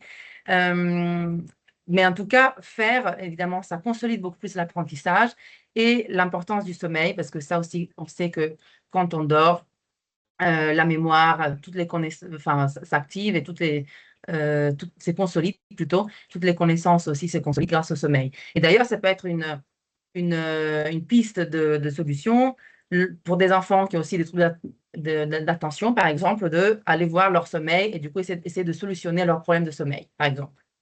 Du coup, déjà, juste ça, le fait de faire en sorte que les enfants puissent répéter, du coup, se sentir bien dans leur compétents et compétentes dans leur apprentissage, ça peut répondre déjà, si on fait le lien avec la santé mentale, à leurs besoins d'autonomie, du coup, sentir que je peux essayer toute seule parce que je suis en train de faire, d'essayer, de tester, d'émettre des hypothèses. Donc, je peux essayer toute seule à apprendre. Je peux me sentir compétente parce que je sais faire. Ça peut aider à aussi augmenter, à renforcer du coup la confiance en soi et la gestion des émotions. Parce que si je répète, parfois ça peut être aussi ennuyant de répéter, de refaire, de reviser à chaque fois. Et du coup, ça peut apprendre aussi aux enfants à gérer ses émotions, la frustration de vouloir faire autre chose. Et ben non, on répète. Mais vu que c'est structuré 15 minutes, enfin en tout cas, ça dépend de l'âge évidemment, ça peut être plus facile. Si on va dans le A, donc l'attention aussi un pilier de l'apprentissage. Alors déjà, elle est limitée et sélective. On dit c'est 10 minutes pour les enfants et encore, ça dépend de l'âge, et 20 minutes pour les adultes et encore, ça dépend si on est fatigué ou stressé. Et très souvent, on l'est, donc ça peut vraiment réduire. Donc l'idée, vraiment la tâche la plus difficile pour chacun là je parle de professeurs de manière générale évidemment, c'est canaliser, captiver l'attention des élèves, qui est vraiment très limitée. Donc par exemple, éviter les doubles tâches, faire 2 choses en même temps. Du coup, proposer des pauses attentionnelles. La roue que j'ai proposée, elle est disponible, donc pourquoi pas aussi l'utiliser. Et on sait aujourd'hui aussi que le mouvement, il y a énormément d'études de psychologie de l'apprentissage et de l'éducation qui le confirment, le mouvement aide et soutient vraiment l'attention, la concentration. Donc parfois, peut-être aussi dans les pauses attentionnelles, juste se lever, bouger un peu, un petit stretching et se rasseoir. Chose que je fais en formation, en intervention avec les enfants. Et ça marche très bien. Après, ils se rassoient parce qu'ils savent que c'est juste pour une pause attentionnelle. Il faut l'expliquer évidemment. Et après, on repart dans le travail. Et ça aussi, du coup, le fait de sentir que on prend en compte leurs besoins attentionnels, ça peut aussi faire en sorte qu'ils se sentent pris en compte. Donc, leurs besoins aussi de considération et encore une fois d'autonomie, de compétence, ça aide. Leur confiance en soi peut être augmentée et ainsi que l'entraînement de la gestion des émotions. Le R de rétroaction, donc le feedback, pour pouvoir donner un feedback. Donc, là, ce qu'on fait en webinaire, qu'une présentation descendante, bah, on sait déjà que du coup, ne sera pas hyper efficace pour l'apprentissage parce qu'on a besoin pour apprendre d'un feedback qui soit aussi positif, donc pas que négatif, les deux sont importants pour s'améliorer, mais aussi le positif. On a plutôt la tendance à avoir le biais de négativité, donc à voir plutôt ce qui ne va pas. C'est normal, on est câblé pour soi, pour voir le danger, ce qui ne va pas. Donc, il faut vraiment un effort actif pour se dire, OK, j'essaie de voir, même si c'est l'élève perturbateur, OK, aujourd'hui, en effet, il a réussi à apprendre ou il a réussi à rester sage. Donc, comment pouvoir lui dire et de manière précise surtout. Parce que souvent, on peut dire aussi, bah, je suis très fière de toi ou génial, tu as été sage, c'est incroyable. Mais pareil, ce n'est pas assez précis, ça ne donne pas assez d'informations sur ce que tu attends de moi. Donc, moi aussi, je vais vous demander, bon, comment c'était le webinaire? Vous me dites, ah, c'était génial, Sarah. Moi, OK, je peux être contente, mais ça ne donne pas d'infos sur qu'est-ce que je dois reproduire. Est-ce que c'est les diapos? Est-ce que c'est la pause attentionnelle que j'ai faite? Est-ce que c'est l'exercice du début? Et donc, encore une fois, revenir à des comportements. Qu'est-ce que on peut préciser dans ce que la personne a fait? Dans la rétroaction, du coup, les feedbacks, c'est aussi comment encourager l'effort et pas que le résultat. Pour éviter aussi la frustration, de toujours être un échec, par exemple, mais d'encourager le parcours. Laisser des questions aussi que les enfants, alors évidemment après on en reviendra, mais ça dépend, on l'a dit, il y a du contexte, de qui vous êtes, parfois l'envie, en tout cas la fatigue, l'état de fatigue, de stress que vous avez, c'est une question de système, de moyens que vous avez à l'école. Ça, évidemment, il faut toujours le prendre en compte. Mais ça, c'est encore une fois notre marge de manœuvre. Donc, quand on peut, laisser aussi la place aux questions et la place à une auto-évaluation de l'enfant. Donc, toi, qu'est-ce que tu en penses de ton exercice ou de ce que tu as fait? Qu'est-ce que tu en penses? Et enfin, du coup, dans la rétroaction, aussi l'importance de l'erreur. Évidemment, on est tous et toutes d'accord, je pense, de dire qu'on a le droit à l'erreur. Après, comment le mettre en place? Ça peut être plus complexe, de vraiment parler des échecs, parler des erreurs et l'utiliser comme levier d'apprentissage. Ça aussi, du coup, si on revient à la santé mentale, ça peut aider du coup à donner des ressources autour de, encore une fois, les besoins d'autonomie, de compétences, la confiance en soi, parce que justement, même si, encore une fois, je n'ai pas réussi à terminer mes exercices de maths, mais c'est mon effort qui est mon parcours qui est valorisé et pas que ma réussite, que du coup est encore un échec. Ça m'apprend à gérer les émotions, du coup, mon stress, ma frustration face à l'échec, par exemple. À savoir, du coup, aussi, qu'est-ce que tu attends de moi et du coup, à pouvoir m'adapter beaucoup plus, à me motiver, à entraîner l'esprit critique, du coup, le discernement. En effet, là, je me suis trompée, mais pourquoi? Et pouvoir réfléchir. Et en plus, ça peut renforcer les relations avec les autres. On a dit que les relations sont aussi très importantes pour la santé mentale parce que les pairs peuvent aussi donner des feedbacks positifs et précis, par exemple, encourager. Et d'ailleurs, ça peut aider l'interaction, la relation avec vous-même. Enfin, l'engagement.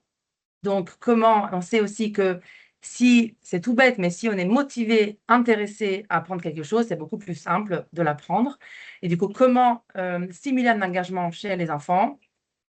Encore une fois, il faut repasser par le faire. Donc, on sait qu'on retient beaucoup plus ce qu'on dit et ce qu'on fait. Ce que moi, j'essaye, ce que je teste, je génère des hypothèses, je me questionne. Et ensuite, bon, le fait de tester, du coup, ça fait que je m'engage beaucoup plus que seulement si j'écoute quelqu'un parler. Et aussi, encore une fois, il revient à la motivation d'apprendre. Donc, comment aussi générer de la curiosité, captiver les enfants, donner du sens à ce qu'on fait. Parce que l'une des clés de la motivation, on le verra juste après pour les 3 minutes qui nous restent, de la motivation, c'est justement le sens qu'on donne. Et du coup, justement, pour vous donner à la fin aussi comment, du coup, OK, comment motiver aussi les enfants. Encore une fois, on fait ce qu'on peut, mais les clés de la motivation, au-delà de punition et récompense, là, vraiment pas de la motivation intrinsèque. Donc, ce qui me motive à apprendre, au-delà qu'une récompense, un prix, une punition. Du coup, c'est la compréhension, comprendre pourquoi on fait les choses. Souvent, les enfants me parlent des maths. Ils ne comprennent pas du coup les maths, pourquoi les maths, les maths, les maths. Et c'est vrai que c'est très dur d'ailleurs. Donc, donner du sens, ça c'est très dur parce que c'est là qu'il faut trouver faire comprendre aux enfants pourquoi on fait les choses, peut-être inscrire dans un projet. Ça, je vous apprends pas votre métier, mais parfois, ça va être dur, en effet, de faire comprendre et que les enfants comprennent pourquoi on fait ça. Et parfois, il n'y a pas forcément de sens, mais du coup, on peut aussi juste le notifier, que c'est vrai, là, il n'y a pas trop de sens. Mais il faut le faire, et bon, mais au moins, on le nomme. La connexion. Parfois, les enfants font des choses parce que bah, c'est le copain aussi qui fait l'exercice de maths. Donc, allez, c'est lui qui le fait. Et donc, je me sens connectée à lui ou elle. Et donc, ça me motive. La compétence. Donc, le fait de se sentir compétent. Donc là, on peut parler aussi de la zone de développement proximal de Vygotsky, qui est donc un psychologue qui, justement, bah, c'est aussi, ça peut être assez intuitif, mais les études l'ont montré, quand c'est trop difficile, je pense, si vous pensez aussi à vous, à une tâche que vous faites qui est trop difficile pour vous, bah, du coup, vous vous démotivez parce que c'est trop compliqué. Et à l'inverse aussi, quand c'est trop facile, bah, ça peut démotiver aussi parce que ben, voilà, c'est trop facile, je m'ennuie, je l'ai déjà faite, c'est bon, c'est trop facile. Donc là, évidemment, on revient au contexte et au système. C'est clair qu'être toute seule face à une classe de 30 élèves, 25 élèves, et voilà, évidemment, on ne peut pas adapter le rythme et l'apprentissage pour chacun et chacune. Mais bon, ça, c'est un problème de contexte, pas voilà, de moins de connaissances. Et le dernier, du coup, le choix. Pour répondre aux besoins d'autonomie, c'est aussi, ben, est-ce que parfois, dans certaines tâches que vous proposez, est-ce que vous pouvez donner le choix? Donc, le cadre, évidemment, là, on revient, hein, le cadre est très important, c'est un besoin aussi très, très fondamental pour les enfants. Donc, il faut garder le cadre. Donc, par exemple, bah, ça, c'est quelque chose d'obligatoire, il faut le faire. Par contre, je peux te laisser le choix sur, voilà, est-ce que tu veux commencer par cet exercice ou l'autre? Est-ce que tu veux le faire par écrit ou à l'oral? Est-ce que, en tout cas, tout seul ou avec quelqu'un, avec un camarade peut-être? Donc, l'idée, c'est de voir à quel moment on peut répondre à ce besoin d'autonomie, de liberté, pour laisser choisir, parce que ça aussi, ça peut augmenter la motivation. Même là, tout bêtement, je vous ai dit, bah, je vous pose la pause attentionnelle. Si vous ne voulez pas, vous ne la faites pas. Donc, je vous ai laissé le choix. Et normalement, même dans mes formations adultes, quand je laisse le choix, la plupart du temps, tout le monde participe aux jeux et aux exercices qu'on fait. Voilà, 30 minutes, parfait. Donc, pour conclure, mais je pense que ça aussi, ça a déjà été dit, bah, à l'école, il y a le protocole santé mentale, donc l'idée de repérer des personnes repères, justement, pour faire l'adressage, ben, alerter, repérer, alerter et adresser. Ça, c'est aussi plutôt pour les enfants, mais aussi ados. Je vous l'ai mis parce qu'il il y a des numéros aussi qui peuvent servir pour tout le monde. 30-20, 30-18, c'est pour le harcèlement, ça, a déjà été dit. Le 119, vous le connaissez. Et ici, enfin, je vous ai mis pas mal de sites, et par rapport au CPS, et par rapport à la santé mentale, mais que mon collègue aussi avait déjà mentionné.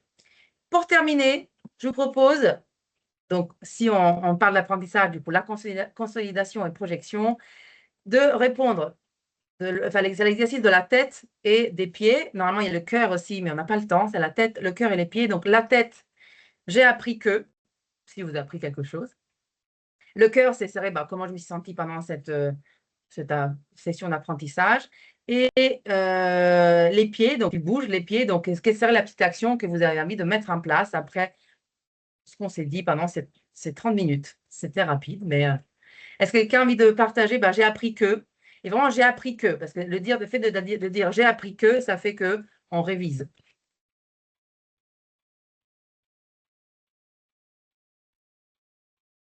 Et qu'est-ce que vous avez? Une petite action, vraiment la méthode les plus petits pas possibles. On ne se donne pas, je vais tout changer à ma manière de. Mais d'après ce qu'on s'est dit, est-ce qu'une petite action que vous aurez envie de mettre en place? Donc, Attendez, comment? Oui, vas-y, Marie-Pascale. il y a une réponse, quelqu'un qui indique j'ai appris les 4 C, donc les 4 C de la motivation. D'autres disent aussi pareil, super mémotechnique. Les 4 piliers de l'apprentissage aussi, donc je pense que c'est les mêmes. Donc là, pour l'instant, on a beaucoup de réponses en fonction de ça, des 4 C. La pause attentionnelle, c'est cité aussi. La découverte des CPS, ça donne envie d'aller plus loin. Oui, 30 minutes, c'est rapide, hein. On fait des formations de 3 jours, hein, normalement, hein, sur tout ça, hein. Ouais. Puis plus précisément dans les 4 C, quelqu'un dit qu'il a découvert le choix.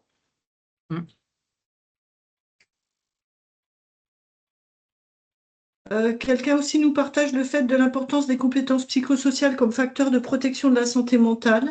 Et les Une signes autre de personne stress, indique qu'elle a retenu les signes de stress chez l'enfant. Ouais, ça, je vous mettrai aussi le lien pour avoir vraiment par tranche d'âge, si ça vous intéresse. Ça donne aussi envie de former l'équipe de l'association dans laquelle cette personne qui s'exprime travaille. Quelqu'un regrette la rapidité aussi de la présentation et que on aurait pu aussi passer plus de temps. Ah Et oui. quelqu'un d'autre dit en 30 minutes, bravo. Et du Donc, coup, quelqu'un ben, dit, on merci. veut un webinaire plus long sur les CPS. Merci à tous. Ah, mais ça, avec plaisir. Des petites actions à mettre en place, il y en a par hasard? Qu'est-ce que vous avez envie de, par exemple, faire attention, je sais pas, à la vision de l'enfant, lui, explorer ce que lui, comme il voit, ou il y en a parfois qui me disent, moi, justement, essayer de utiliser le levier du C, justement, du choix. Ou, Alors, quelqu'un dit que ça donne envie de se former au PSSM. oui, Donc, c'est aussi une action à mettre en place. tout à fait. Travailler lors d'un webinaire sur les CPS. Quelqu'un dit aussi préciser les mots sages et ce qu'on met derrière. Même en par famille exemple. ou entre amis, finalement, qu'est-ce qu'on pressent en tout cas derrière le mot sage? Oui, parce que vous voyez souvent, même quand on dit je veux qu'il soit autonome, je veux qu'il soit très fort, bah, pareil, qu'est-ce qu'on entend derrière ou tu es retardataire, si on se le dit entre collègues. Bah, parfois, pour éviter les incompréhensions, ça peut être intéressant de se rappeler de cette image de. Je trouve que moi, je vois pourquoi on ne se comprend pas. Moi, je vois la vieille dame, toi, tu vois la jeune, bah, c'est pour ça qu'on ne se comprend pas. OK. Pas très bien. Après, on a des envies de travailler dans certains contextes, donc réfléchir dans le cadre du classe, par exemple, donc contrat local d'accompagnement à la scolarité, pour travailler sur les conditions d'apprentissage, essayer de mieux se détacher du jugement et rester sur le constat du comportement de l'enfant. Bah, c'est déjà pas mal. Mais oui, Bravo. quelqu'un dit travailler davantage sur la notion d'erreur. Voilà. Génial. OK. Est-ce qu'il y a des questions, du coup, d'autres questions, d'autres remarques? Parce qu'en tout cas, tout ce que là, ça reste un webinaire, mais en tout cas, en formation adulte, tout ce que je mets en place aussi, ce que après, ça peut aider. Enfin, je le fais avec les enfants aussi, hein, donc tous les outils. Il y a des profs aussi qui ont commencé à mettre en place à la fin de leur session, même en classe, par exemple, classe, donc aide aux devoirs. J'ai appris que, donc on se lance une balle, j'ai appris que, et les enfants, du coup, vous aurez sorti aussi des choses que vous ne pensiez même pas que vous ayez transmis, quoi. On a quelques questions, notamment une, si avez-vous envisagé d'intégrer davantage l'ethnopsychiatrie dans les parcours éducatifs, puisque les représentations culturelles ont un impact important sur la perception de la santé mentale. Cette approche pourrait aider à mieux sensibiliser les familles et les professionnels tout en contribuant à réduire les stigmatisations. D'introduire quoi, le début de la phrase, s'il te plaît? L'ethnopsychiatrie. L'ethnopsychiatrie. Oui. Oui, en effet. Alors, moi, je ne suis pas formée à ça, mais c'est clair que il faut le répéter à chaque fois, oui, que les déterminants culturels, socio-économiques sont très importants. Donc, et c'est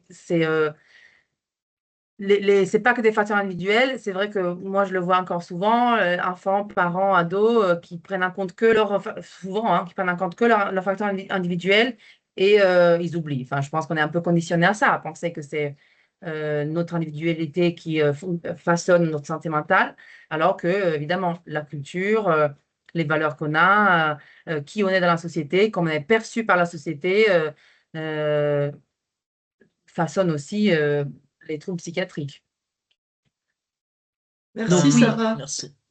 Merci. Donc, il y a une question aussi autour des parents non francophones. Donc, comment transmettre ces notions aux parents non francophones ou parents des QPV,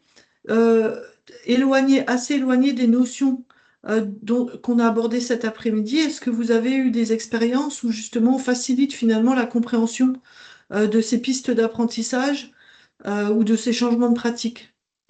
Très bonne question. Alors, c'est vrai que, bon, 30 minutes, je n'arrive pas à tout dire, mais il existe des programmes aussi autour des CPS pour vraiment travailler les CPS directement. c'est pas que par le biais de notre posture, l'apprentissage, mais il existe des programmes, notamment le programme du CRIPS qui s'appelle Feel Good. Donc, on co-anime 10 séances avec les professeurs, les enseignants-enseignantes, donc c'est un primaire. On forme les profs en amont, on co-anime 10 séances, et ensuite, il y a 3 ou 6 séances avec les parents. Donc, ça, dans mon expérience, j'ai vu que ça peut fonctionner parce que du coup, ça parle de confiance en soi, gestion des émotions, choses qui peuvent parler aux parents. Et dans ce cas-là, du coup, c'est souvent les enfants qui sont très enthousiastes de ce programme et du coup, qui en parlent à leurs parents. Et du coup, on a eu aussi une réunion parents de ce programme, des parents, du coup, qui ne parlent pas la langue française. Et du coup, comme d'habitude, malheureusement, pour certaines langues, si c'est de l'italien ou de l'anglais, je peux traduire. Mais sinon, c'est les enfants même parfois qui traduisent ou entre parents. Et ça, du coup, ça faisait qu'ils s'approchaient du coup de la santé mentale parce que les CPS, évidemment, ça fait partie de la santé mentale. Après, dans notre contexte, oui, là aussi, c'est une question de moyens. Est-ce qu'il y a des traducteurs, traductrices? Il faudrait ça. Quand je travaillais à l'hôpital à un moment en pédopsychiatrie, on avait des traducteurs et du coup, ça, on pouvait travailler avec des parents qui parlaient n'importe quelle langue. Mais on revient du coup au contexte, aux facteurs de santé mentale bien plus large que l'individu. Mais il faudrait des moyens aussi pour traduire. Après, par exemple, dans le site du CRIPS, où aussi vous trouverez énormément de ressources téléchargeables gratuitement autour de la santé, prévention de la santé et promotion. Il y a aussi des flyers en plusieurs langues. Voilà. Merci, Sarah. Donc, on peut peut-être poursuivre. Il y a une question qui est liée à la complicité à trouver pour. Alors, je ne sais pas si c'était le terme complicité, à trouver je pense que c'est la complexité, à trouver des places en CMP ou CMPP, par exemple, avec les difficultés financières pour avoir un suivi, avec une méconnaissance des dispositifs qui existent. Voilà, est-ce qu'il y a des nouvelles formes d'accompagnement qui sont utilisées ou est-ce qu'on est on est encore bien sûr sur ces difficultés d'accès au CMP ou CMPP et est-ce que vous avez connaissance d'autres ressources pour les enfants et les familles? Alors, en effet, c'est encore une fois le système de santé publique, je vous n'apprends rien, je pense, qui, en effet, n'a pas beaucoup de moyens. Donc, en effet, il y a encore beaucoup de listes d'attente pour les services publics du coup, de santé mentale, du coup, qui sont accessibles gratuitement. Après, ça dépend. Parce que, par exemple, pour par exemple, les TSA ou surtout les TSA, donc le trouble du spectre autistique, il peut y avoir des plateformes. Donc, on peut passer par le libéral, donc des professionnels libéraux qui peuvent diagnostiquer, par exemple, et suivre l'enfant, mais c'est quand même remboursé par le biais des plateformes de diagnostic. Pour le TDAH, par exemple, on a parlé tout à l'heure du TDAH, donc ça aussi, c'est un peu moins développé que le TSA, par exemple. Donc, non, après, c'est plutôt pour les plus âgés où il peut y avoir des points accueil écoute jeune, mais ça, c'est plutôt pour les adolescents. C'est vrai que pour les enfants, après, il y a le dispositif, là, c'est la chaleur, mon psychologue, je ne sais plus, c'est 12 séances, 12 Mon séances soutien psy, remboursées. c'est ce Merci, qui est sur le mon chat, soutien psy. ouais. Mais ça aussi, c'est un peu, sincèrement, encore une fois, c'est mettre un peu un sparadrap pour limiter la plaie. On ne donne pas des moyens au système public. On donne 12 séances comme ça remboursées, mais en 12 séances, est-ce que ça fonctionne? Donc, ouais. Oui, on revient aux facteurs du coup socio-économiques, sociétaux, politiques. Du coup, la santé mentale est une question politique. Elle n'est pas une question individuelle, ça c'est sûr. On a une question sur le chat. Combien de psy acceptent de faire fonctionner avec mon soutien psy? Chaque fois que j'entends parler de ça, c'est pour dire qu'ils ne veulent pas. C'est vrai. Alors, le syndicat des psychologues est contre ça, en effet, pour des questions que je viens d'évoquer. Et c'est vrai aussi qu'on est beaucoup moins bien payé. Donc, ça aussi, notre travail n'est pas valorisé. Et donc, c'est vrai que malheureusement, oui, il y a beaucoup de psys qui ne le font pas, on le fait à moitié. Et du coup, c'est ça aussi qui provoque une liste d'attente énorme aussi. Enfin, je pense qu'encore ça va, mais en effet, pour les psychologues en libéral. Encore une fois, c'est vraiment la solution, on l'a, hein. Il faut juste donner plus de moyens tous les CMP, les CAMS, les CMPP, tous aux services publics. La solution est toujours la même, hein. Merci Sarah. Et donc en dehors de ces questions, il y a pas mal de réactions, en tout cas de remarques, de réactions par rapport à des choses qui sont déjà pratiquées sur les territoires qui sont présents là en visio. Voilà, par exemple, des réactions au fait qu'une erreur, ça se corrige, etc. Euh, des, des, des précisions aussi sur les dispositifs de renforcement des compétences psychosociales, notamment avec la partie parentalité qui existe avec une version pour les 3-6 ans. Le déploiement dans certains départements d'Île-de-France des compétences psychosociales aussi et de ne pas avoir forcément besoin d'être réellement dans les programmes probants pour développer des choses sur les compétences psychosociales. Voilà, donc on a des remarques, en tout cas des réactions de ce type-là. Donc c'était pour vous les partager, pour ceux qui n'ont pas accès au chat. Et là, je pense qu'on est à peu près au bout. Guillaume, je ne sais pas si tu vois autre chose. Non, c'est bon, je pense. En tout cas, il y a un site que je vous ai mis sur le diapo, qui est le Sirena. Et ce site recensit en effet, tous les programmes probants, mais pas que probants, il me semble, autour des CPS. Pour tous les âges, donc vous pourrez aussi, en effet. Et après, oui, une fois qu'on s'est formé, on peut aussi se dire, bah, on peut faire un petit atelier sur la confiance en soi, par exemple, mais aussi en tant que bah, comment je m'adresse aux enfants, comment je les encourage, je les valorise. Je peux aussi développer la confiance en soi sans faire forcément un atelier spécifique sur la CPS confiance en soi. C'est clair.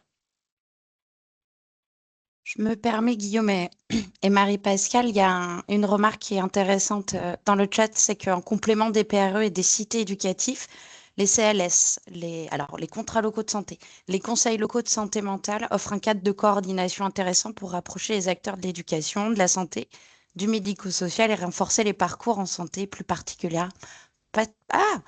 C'est vendredi aussi, la chaleur, plus particulièrement en santé mentale et ainsi vous accompagner sur les projets d'un territoire.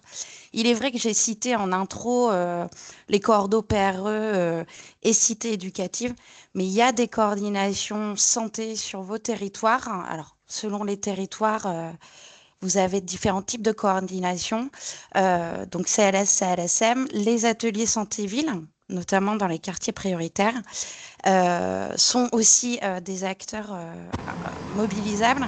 Et puis, alors, on ne l'évoque pas du tout et ça serait peut-être intéressant de creuser, mais dans les régions, normalement, il y a ce qu'on appelle les projets territoriaux de santé mentale, qui justement travaillent sur les parcours en santé mentale des personnes.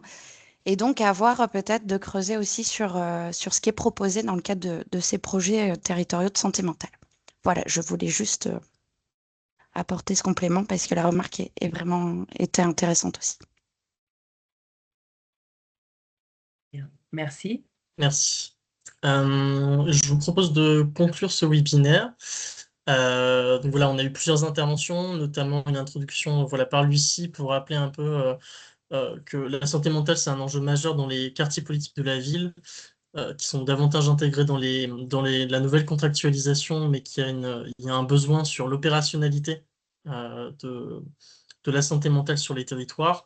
Ensuite, on a eu une enquête qui a mis en évidence une prévalence des troubles probables de santé mentale chez les enfants, avec plusieurs facteurs de vulnérabilité qui ont été identifiés.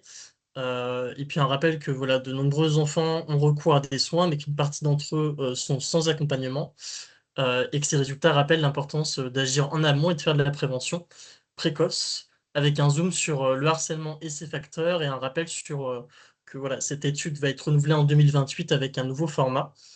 Et à l'instant, on a eu l'intervention d'une psychologue formatrice et intervenante qui nous a présenté le lien entre santé mentale et parcours éducatif, en comment les deux s'influencent mutuellement. Son intervention a pu mettre en évidence des interactions de santé mentale réussite scolaire, les facteurs de protection et de vulnérabilité qu'il peut y avoir, et ainsi tout un tas d'outils qui a pu être présenté, notamment sur le PowerPoint, mais aussi sur le chat. Donc on espère que ces ressources vont pouvoir vous aider sur les territoires. Quelques informations pratiques. Donc, comme on vous le disait, vous allez recevoir le support de présentation, le replay également. Et si vous souhaitez en savoir plus et avoir plus de webinaires de ce type, voilà, vous pouvez suivre le site internet du Réseau national des centres de ressources politiques de la ville. Et encore une fois, un grand merci pour les intervenants, pour la qualité des échanges et ainsi que pour les participants. Voilà, donc on vous retrouve très bientôt pour un nouveau webinaire, je l'espère. Voilà. Merci à tous.